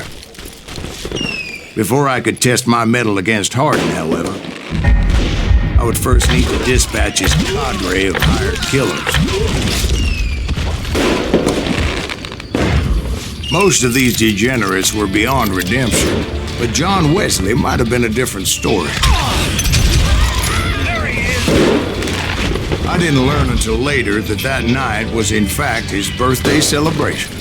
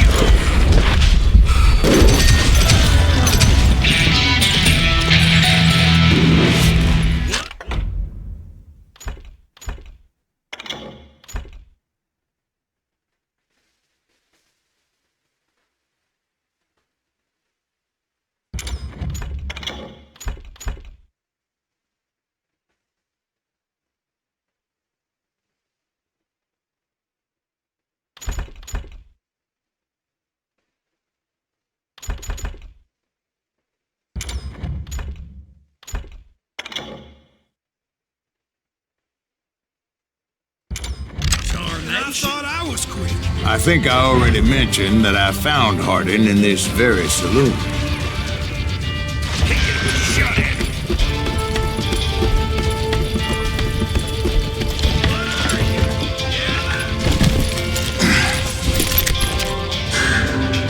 There he is.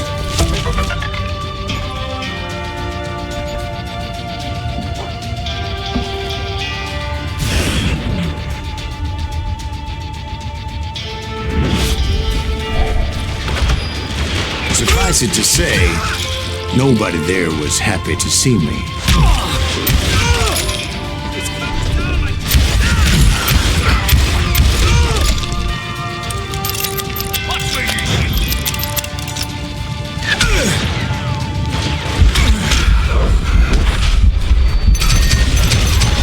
In fact, I felt a certain hostility.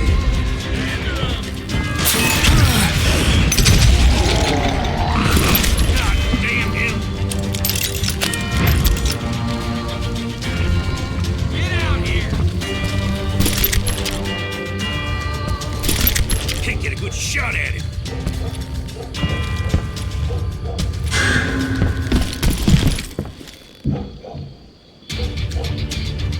There he is.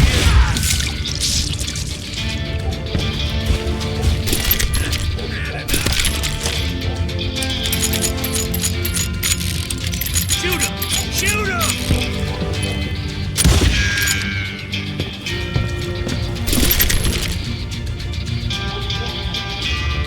Watch where you're shooting.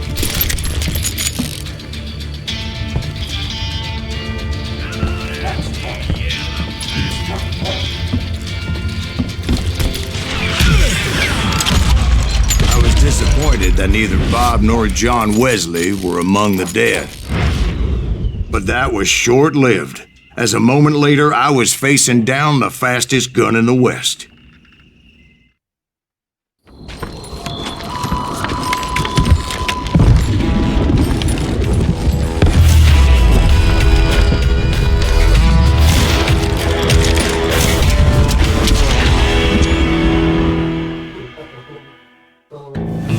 I felt a bolt of adrenaline, or maybe that was fear. He was well known for his tricks, and I knew I'd need my own if I was ever to defeat him.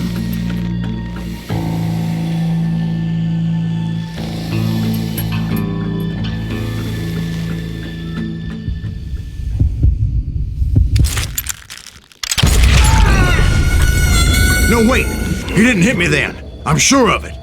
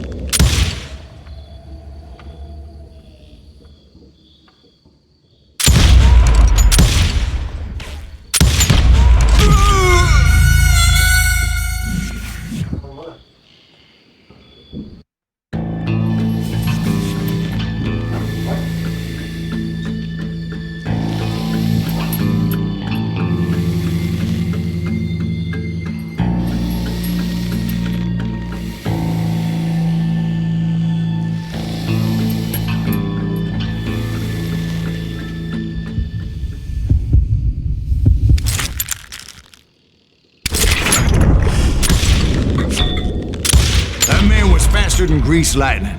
But being inebriated as he was, he didn't count his shots. And now, he was at my mercy.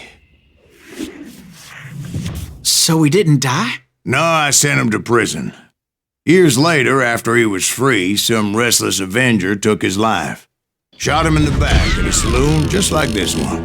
Anybody up for another beer? Ben?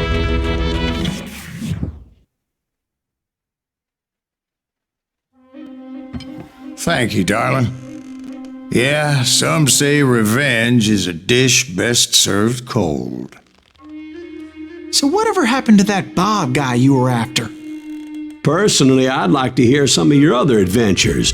Like, I don't know, did you ever go toe-to-toe with a red man?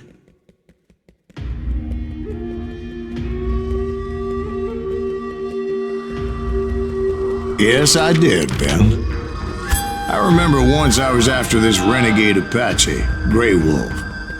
Strangely enough, revenge was also his primary motivation.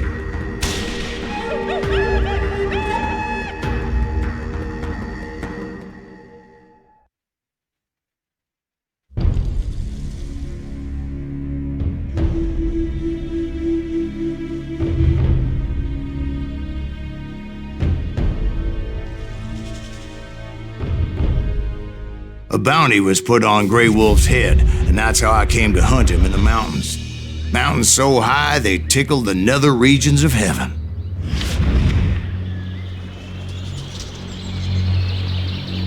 Grey Wolf was a Chiricahua Apache medicine man who had led a war party in revenge for a massacre against his people. The U.S. Army had attacked his tribe during his daughter's sacred sunrise ceremony, and the slaughter was unspeakable. I understood his anger, as there's nothing more traumatic than seeing those you love die in a cruel and painful death.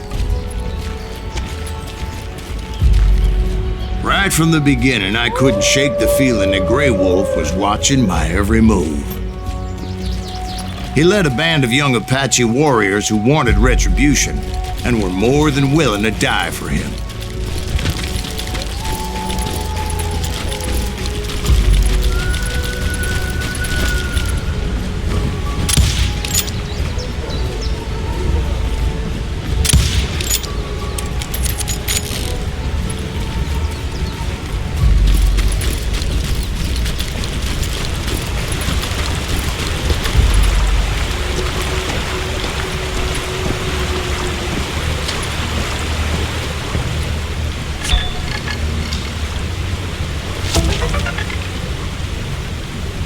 They saw me before I saw them. And it crossed my mind that maybe this wasn't such a good idea. But now that the shooting had started, there was no backing down.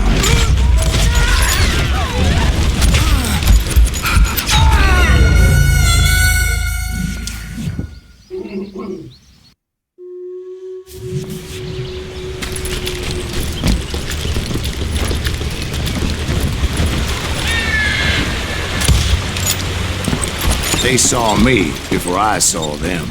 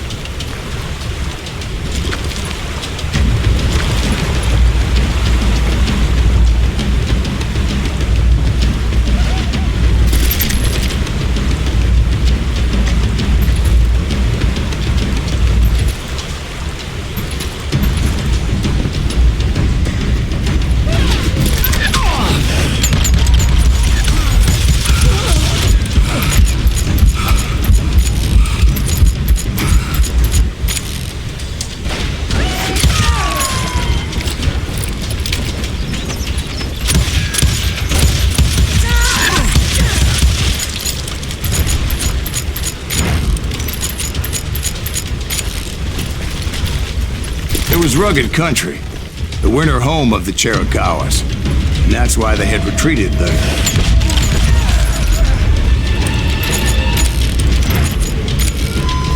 I admit to having some regrets about going after them the way I did. But then again, got a lot of those.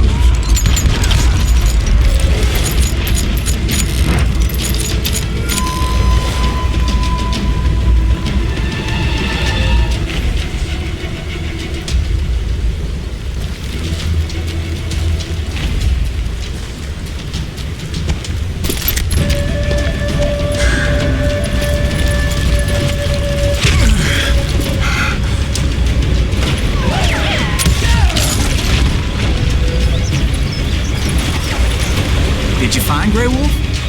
Not at that moment, but I did find the entrance to their hideout.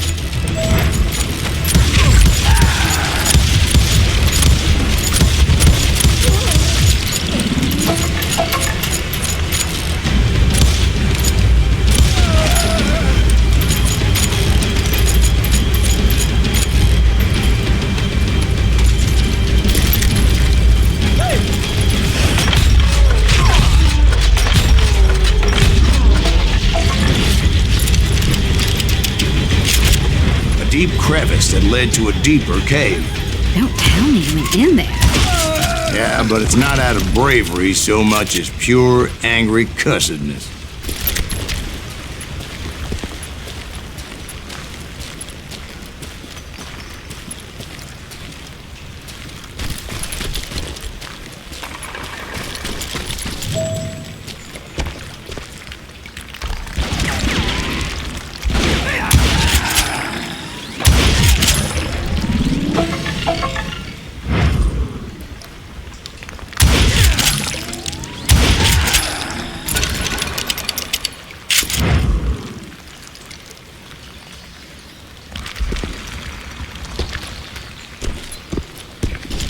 See, back then, I had a stubborn streak a mile wide, and I wasn't about to back down. So it was like pitch black in there? Actually, it was pretty well lit, as they had torches on the walls.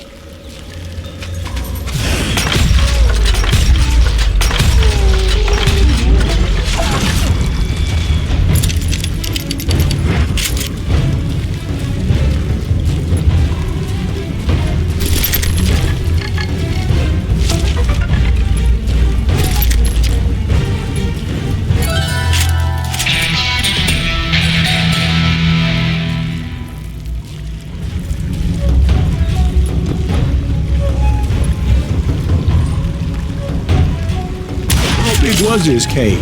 Big as hell, Ben. Chiricahua had hid out there during the Indian Wars.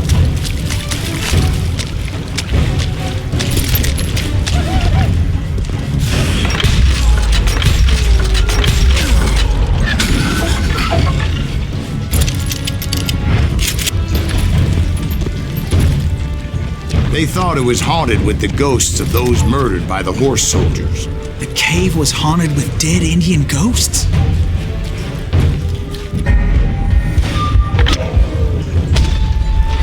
be honest, I was more concerned with the live ones than the dead ones.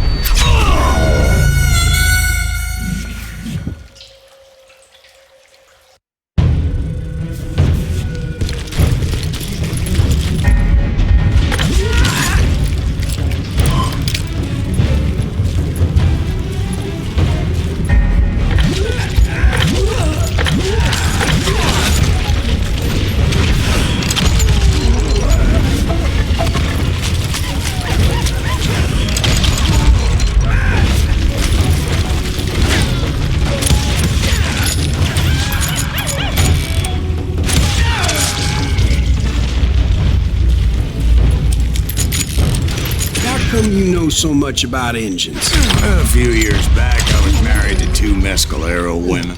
At the same time? Yeah, they were sisters. Polygyny is traditional among the Mescalero. So what happened? Oh, I had to get out of there. Those girls never shut up. Both of them nagging at me all the time. Drove me half crazy. Haven't seen them since. No, I mean, what happened with Grey Wolf? Oh, well, I pursued him into the Cave of Death.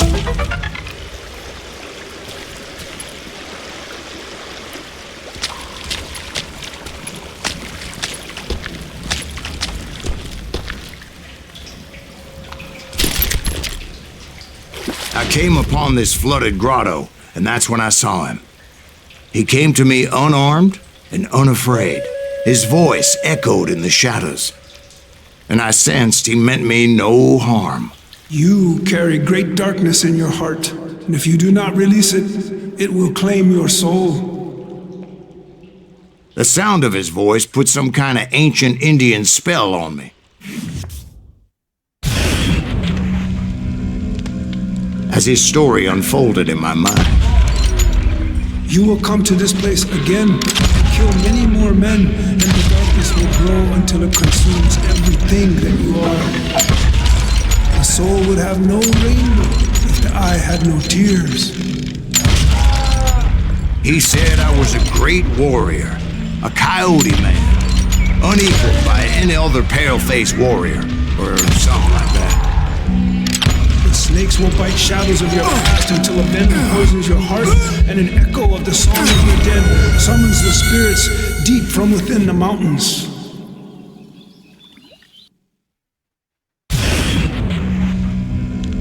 As his story unfolded in my mind, You will come to this place again and kill many more men, and the darkness will grow until it consumes everything that you are.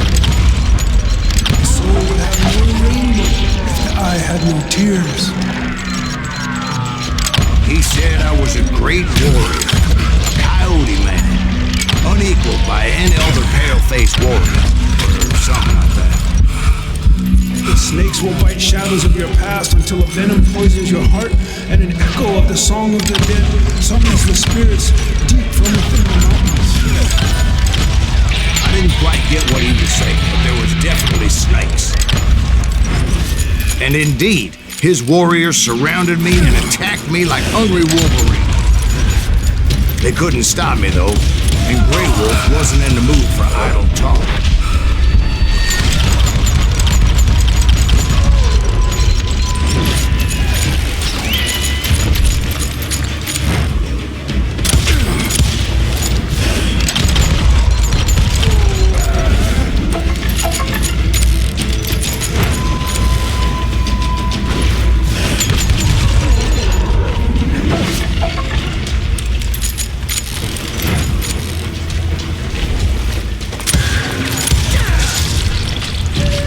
I swear I couldn't see any way out of this trap.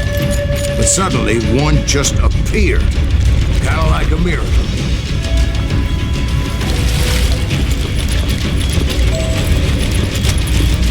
I felt like I would be lost in that damn cave forever.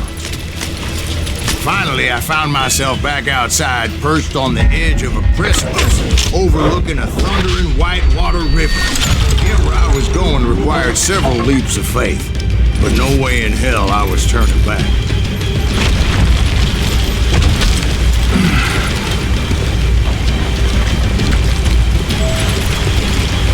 I chased after him, determined to make him explain the meaning of all that mumbo-jumbo.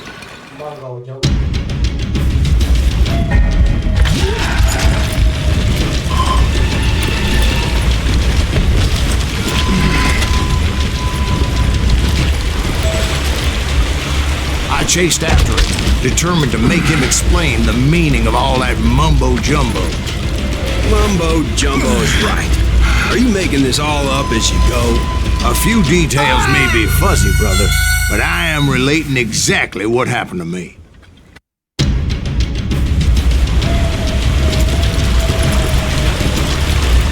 There were dozens of Apache warriors aiming at me from on high. Dozens? Well, maybe not dozens, but there was a lot of them. At least 3 or 4.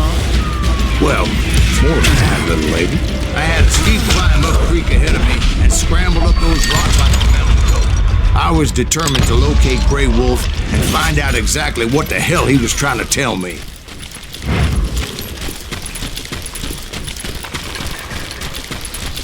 Wouldn't you know it? That crafty son of a bitch let me right into a trap. What kind of trap? Well, son, there had to be at least 100 Apaches around here. 100? God be my witness. Oh, come on. Who are you kidding? Hey, I believe you. Come on, tell us how it ended. All right, but I'm not gonna drag this out. Where were we? You were surrounded by 100 Apache warriors. Well, I didn't take the time to count them exactly, but there were a lot of them.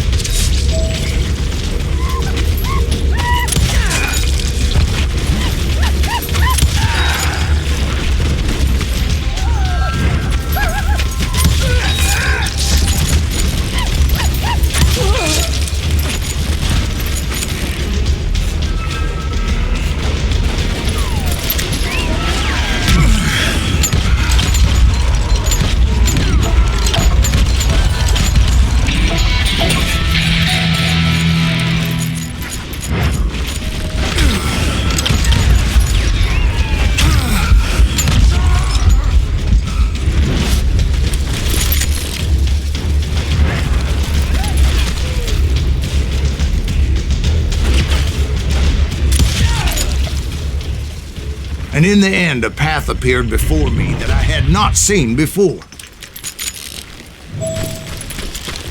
I followed it as I desperately needed to find out what Grey Wolf was trying to tell me.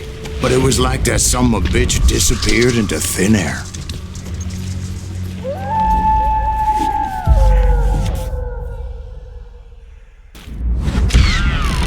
Never did find him. And never did collect my goddamn bounty.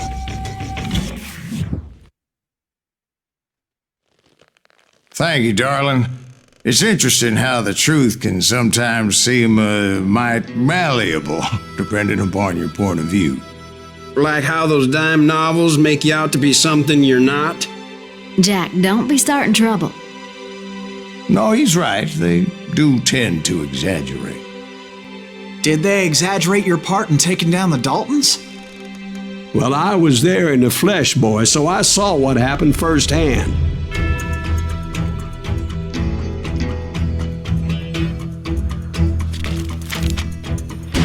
Those Daltons were lawmen once, before they all went bad, robbing banks and trains clear across the territory. Until Coffeeville, of course. I was one of the citizens who took up arms that day. Fighting on the side of right? I did my best, sir. We all did.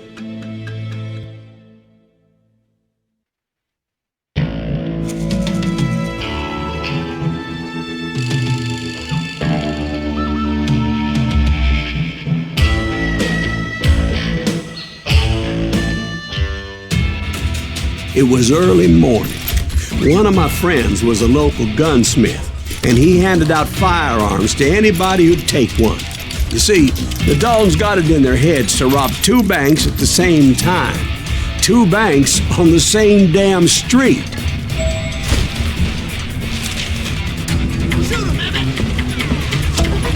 Story was Bob Dalton's girl was always writing about how he had no ambition. Oh, you're nobody next to Jesse James, she'd say. Finally, the bastard took his brothers to Coffeeville just to shut her up. Right. It's always the woman's fault. Well, the locals recognized the Daltons right off.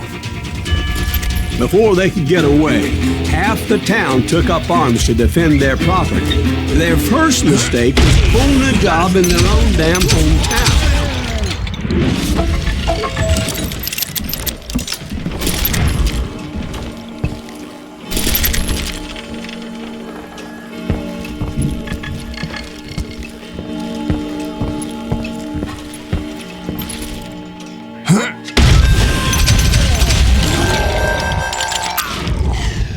The brothers paid dearly for their stupidity, but everybody knows they had it coming. There's more to it than that. I read all about that day, so I know for a fact that it went down very differently. First of all, it was high noon. A posse of U.S. deputy marshals were on the rooftop across the street. They're gonna make a move. The lawmen had been tracking the Daltons for months. Now they finally had them dead to rights. Among them was a bounty hunter feared by many a lawbreaker. The marshals tried to get the Daltons to surrender. This bounty hunter knew that the brothers were far too proud to ever lay down their guns.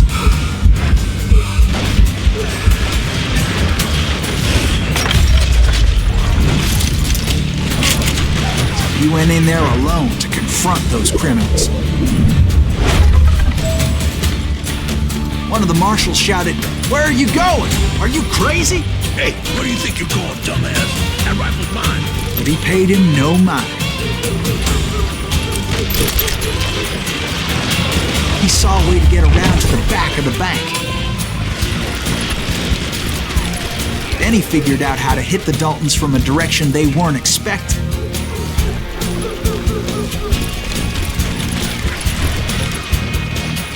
From above. Fortunately, a water tower was right there.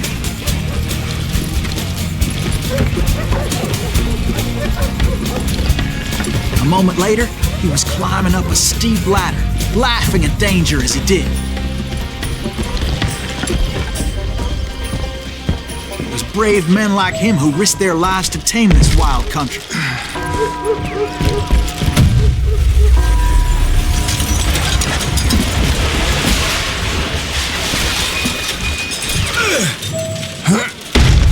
We've got company. Heroic men like him who did what other men couldn't or wouldn't to make this country free. Like Jim Bowie and Davy Crockett, who died defending the Alamo. Is that Silas Greaves? Son of a bitch!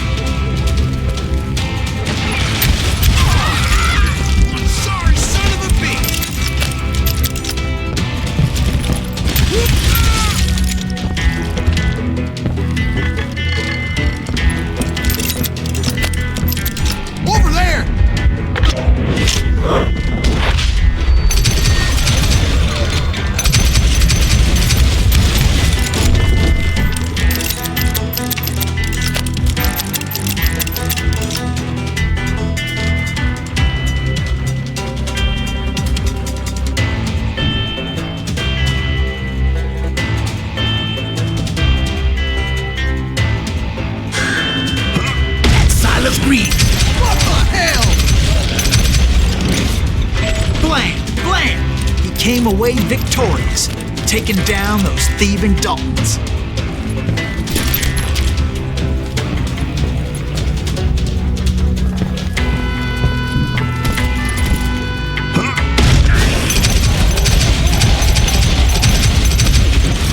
His name is Silas Greaves, and when the dust finally settled, he was the last man standing. Sorry, kid, but that just wasn't the way it happened.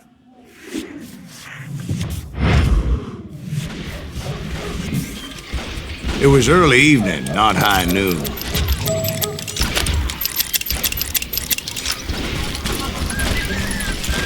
I was late to the party and Coffeyville was already up in arms. The Daltons blew up a safe and were all set to hightail it out of there. Those pathetic deputies surrounding the bank were dropping like flies.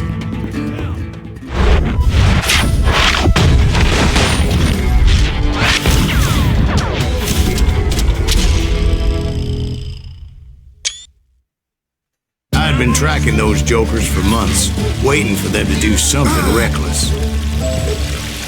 And finally, they did. Those stupid bastards decided to rob two banks at the same time in the same town where everybody knew them. But they still had friends in Coffeyville. Hey, you got us a hero. Put some holes in it. And those friends came after me like a pack of wild dogs, tooth and nail. They were coming at me from all directions. I caught sight of the Daltons running with the money and didn't want to lose them. Problem was, they knew the town better than I did. To top it off, I found myself in the middle of another shootout entirely. Did the Daltons hole up in somebody's house? No, it was the Smiths, I believe. They were cousins of the Daltons, and they were shooting at the Browns, who were shooting at the Daltons, which wasn't any surprise, because those two families have been feuding forever. And since the Joneses are related to the Browns, they shot at the Smiths, pissing off the Heimhoffers, whose daughter recently married Smith. Well, bullets were flying every which way as all the old feuds in Kansas caught fire all at once. There was a hell of a lot of pissed off people in Coffeyville that day. The Dalton boys knew I would never give up. Those Daltons weren't the sharpest knives in the drawer, but they always stood together. They set a trap to slow me down and allow at least two of them to escape. The third brother stayed behind to plant me, just in case that trap of theirs didn't work. It was Emmett, the youngest, and he decided to stand his ground and face me down. I ain't afraid of you, Silas Greaves. This is where it ends for you. He was determined to protect his brothers. I understood how he felt. Taking me on all by his lonesome wasn't exactly a recipe for a long life. You are dead, law dog.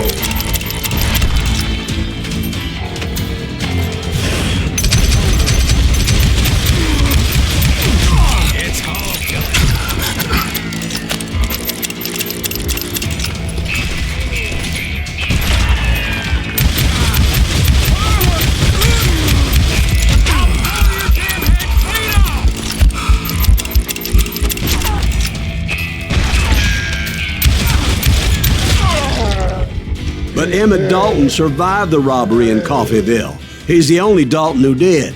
They say he was shot 23 times. Well, Dwight, who do you think put all those damn holes in him?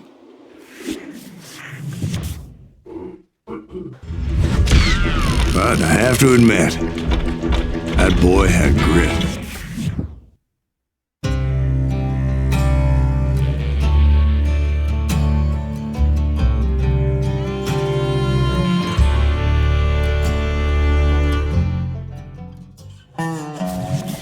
We'll get those suckers! It took me a couple of days to track the Daltons down. They can't get away with this! And in that time, a whole posse of local vigilantes offered to lend a hand. We'll track them to the ends of the earth. They seemed as determined as me to find those outlaws. But as we headed into those swamps, it was like I had my own private army. There was no way those boys were getting away this time.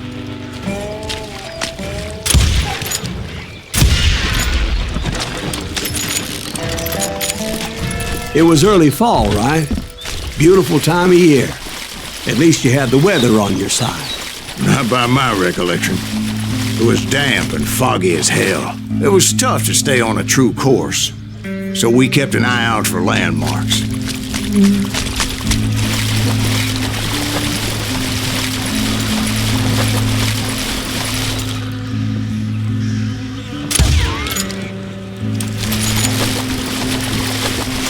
It was autumn. The maple trees were in full color, red as blood.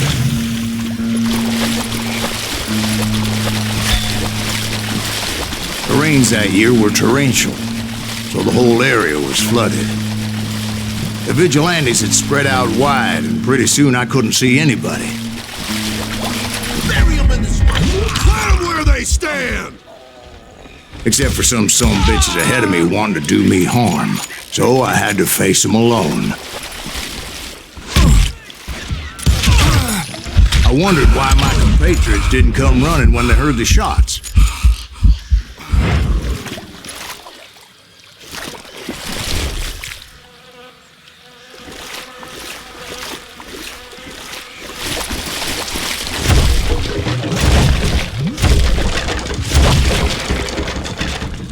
So did you find the Daltons? Not yet, but I did have the questionable pleasure of meeting a few of their friends.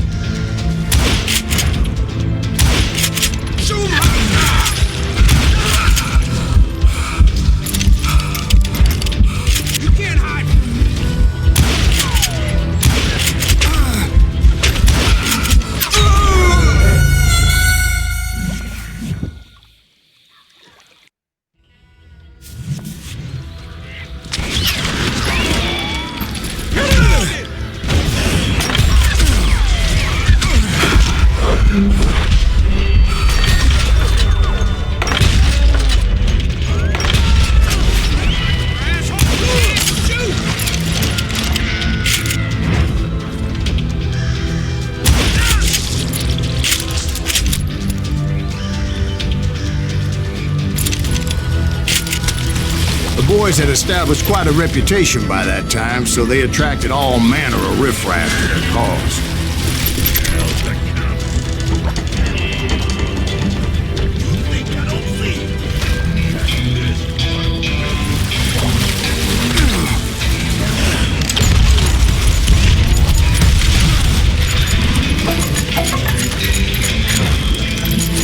Point being, I was under serious attack.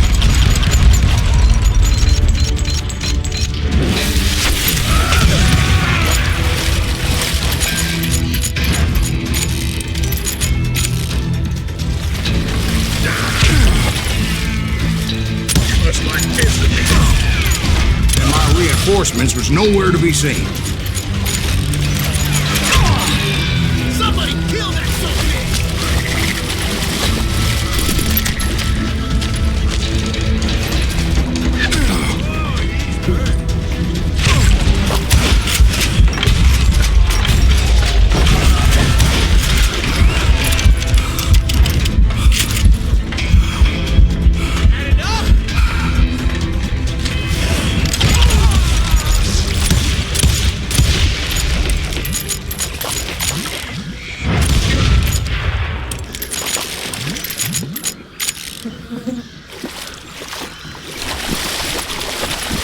Luckily, a barn materialized as if right before my eyes. I scrambled up top to get a better view, but just ended up falling inside. So, how did you get out? The barn doors was open. About right then, I saw some suspicious characters running for the bushes. Of course, I followed them. But that goddamn swamp was like a goddamn maze, and pretty soon I had no goddamn idea where I was. Steve? Steve? Steve! Huh? Oh, no, I'm listening. Indians surrounded me from all sides.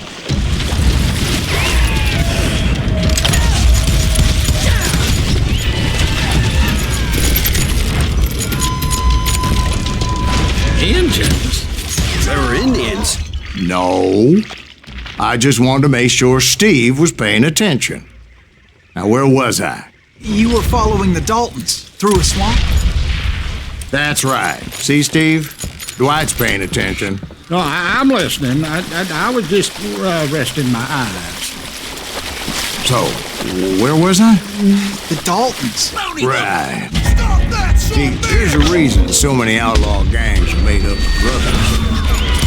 So did you ever find the damn Daltons? Not yet, but I did find a few of their cousins. Oh, yeah.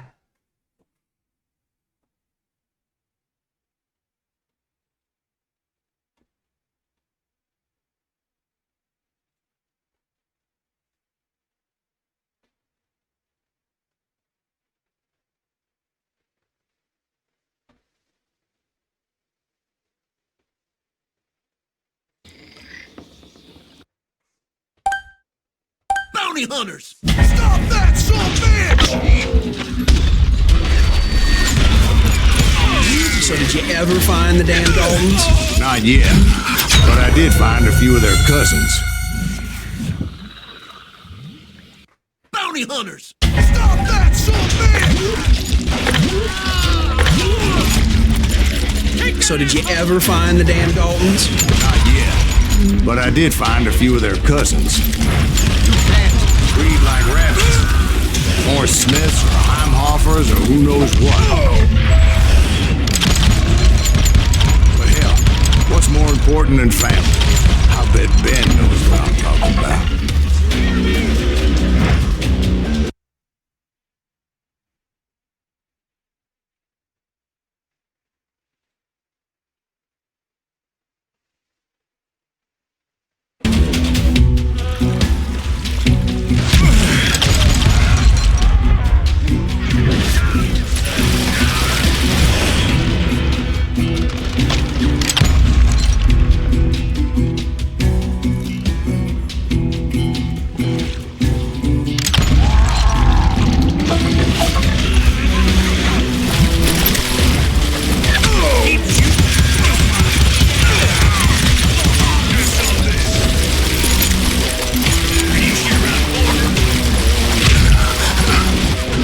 Those paths seem to be leading nowhere.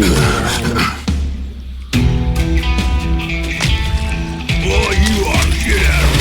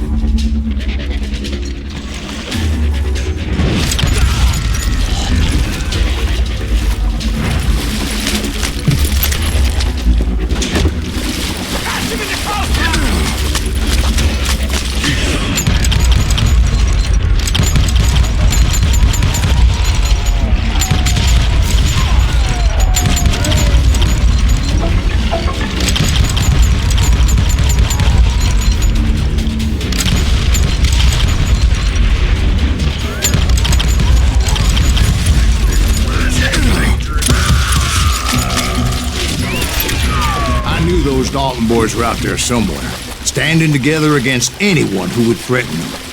And that's when I saw it. A goddamn steamboat. A steamboat in a swamp?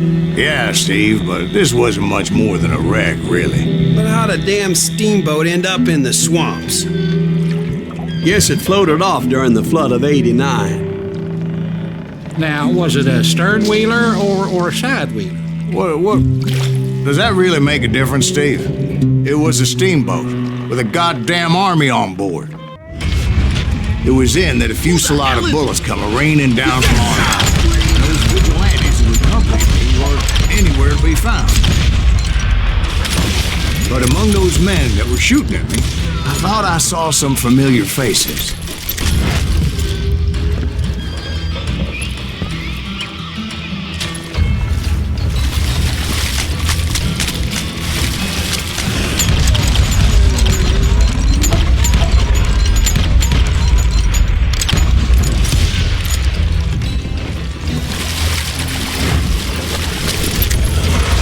Somewhere up there, the Daltons were waiting on me.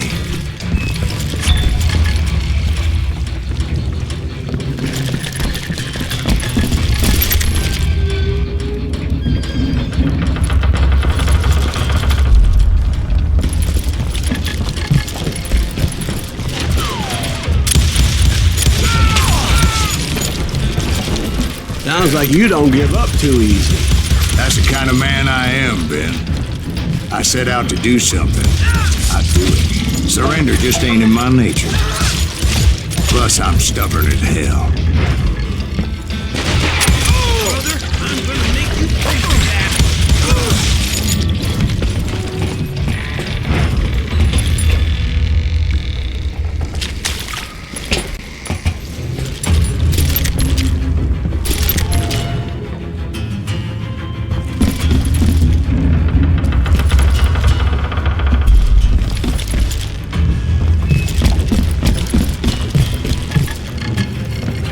Right about then, much to my relief, the vigilantes finally arrived. Their leader motioned at a cabin in the middle of the top deck, pointing me directly at the Daltons. I finally had them, after months of dogged pursuit. It turned out that they had me. Take him out! I'm sending you to hell!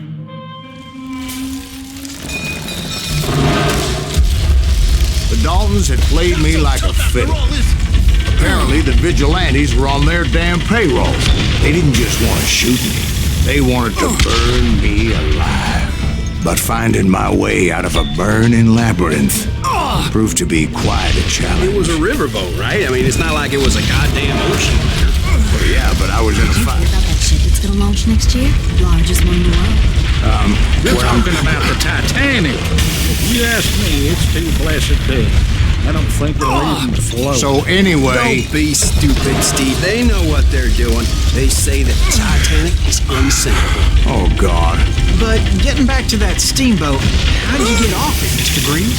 I took in a lot of smoke that day, so I admit my recollection might be a bit hazy. But somehow I managed to finally disembark. It was time to settle this once and for all.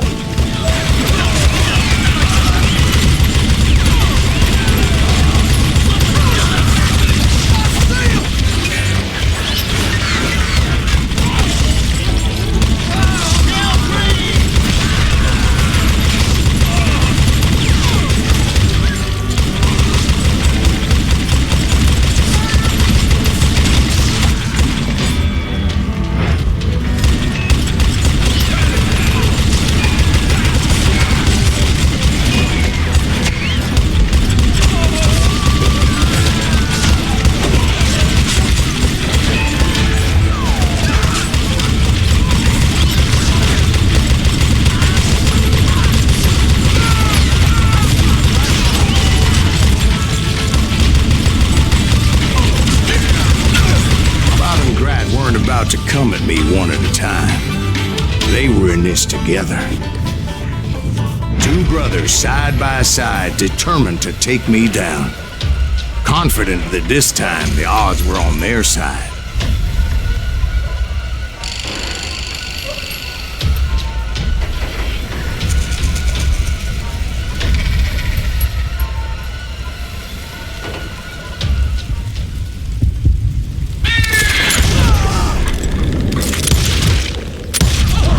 They got it wrong.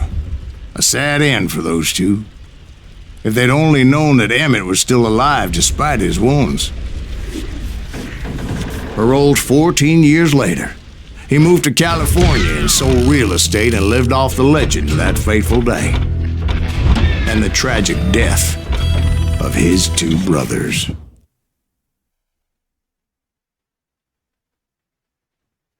My own brothers died tragically as well, truth be told.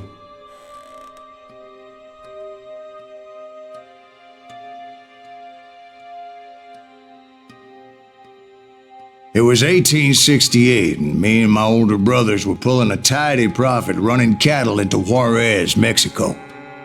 One night after my brothers retired for the evening, I found a little poker game in a cantina with a couple of cowboys. And I just couldn't lose. I even won an old Spanish coin that had to be 100 years old. Well, I was mighty pleased with myself the next morning as my brothers and I rode for Texas. But before we crossed the border, those cowboys caught up with us.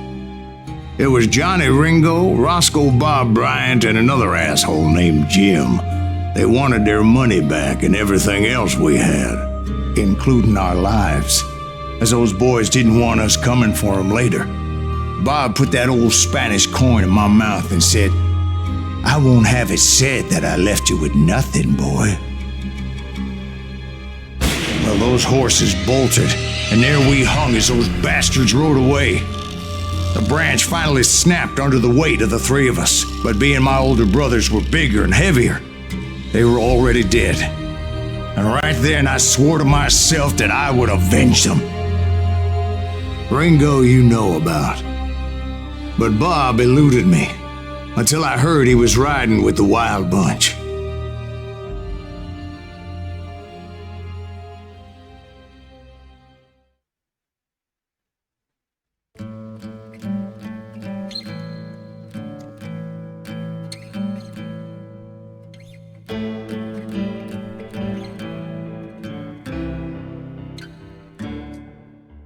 I'd been on their trail for months, ever since they left their hideout in the Bighorn Mountains.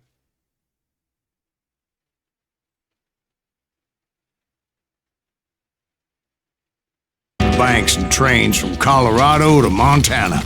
Among them was the Sundance Kid and that murderous hombre I was tracking, Roscoe Bob Bryant. Were you a part of that giant Pinkerton posse after the Wild Bunch? No, boy.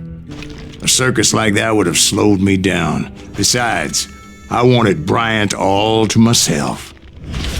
I'd heard about a large shipment of gold being transported to Wilcox, Wyoming on the Overland Flyer. They blew the bridge with the intention of forcing the train to stop. Well, I assumed the Wild Bunch was likely in the still intact part of the train high above. I was determined to make that sumbitch Bob pay for what he did to my brothers.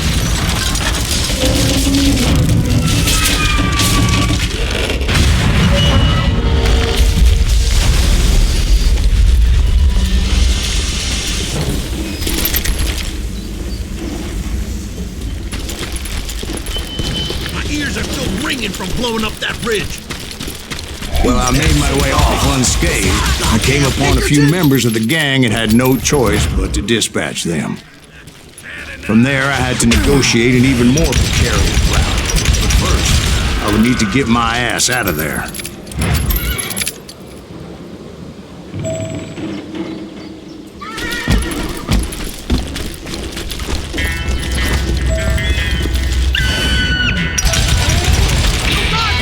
I jumped from the frying pan into the fire as the train was clearly fixing to fall.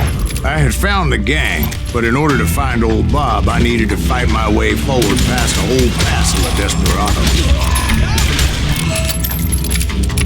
Outside, inside, any way I could, I made my way towards my prey.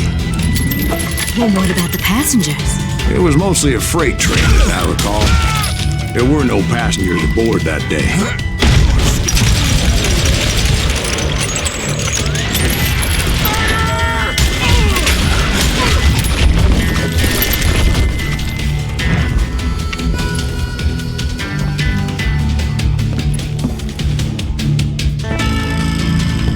As I mentioned before, I am not fond of heights. But I was too busy dodging bullets to worry about falling to my death. Odds were I was likely to die that day anyway. So I was determined to take down as many of those bastards as I could. Brother, I'm gonna make you pay for that.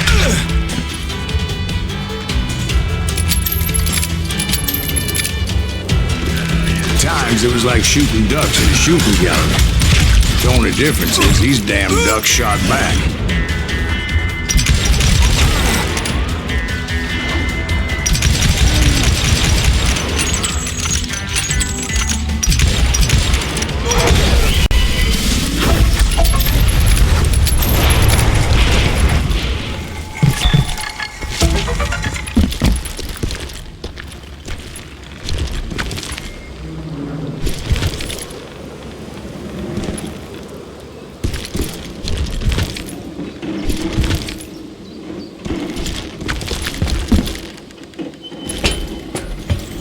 I kept hoping the law would show up and give me a hand. You mean like that giant Pinkerton posse that I read about? Did they come riding in, guns a-blazing to help?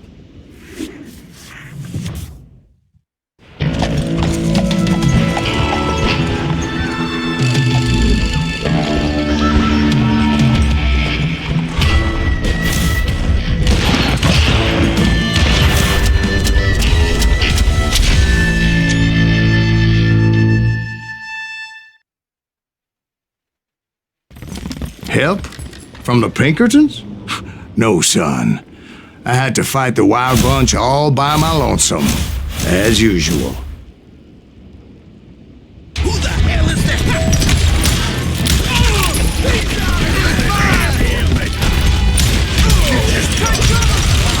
Retreat! He's killing everybody! Oh, dog!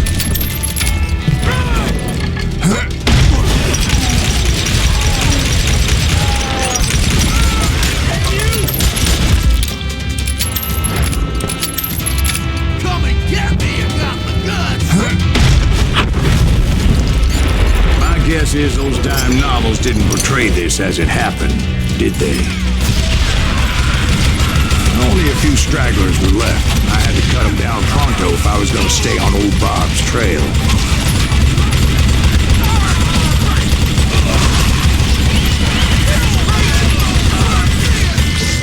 I'm gonna cut you in two. If you wanna live.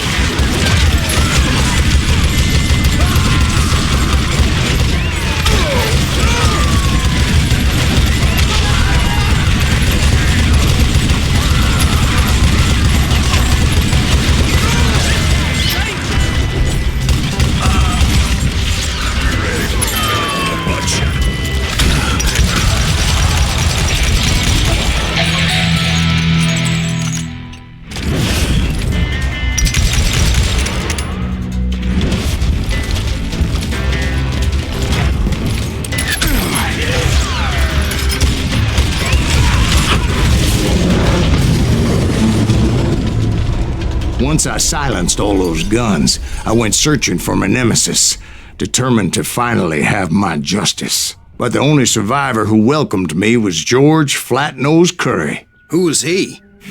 The fastest gun in the gang. Right after Sundance, I mean. And Kid Curry, and maybe Elsie Lay. Though some folks might dispute that.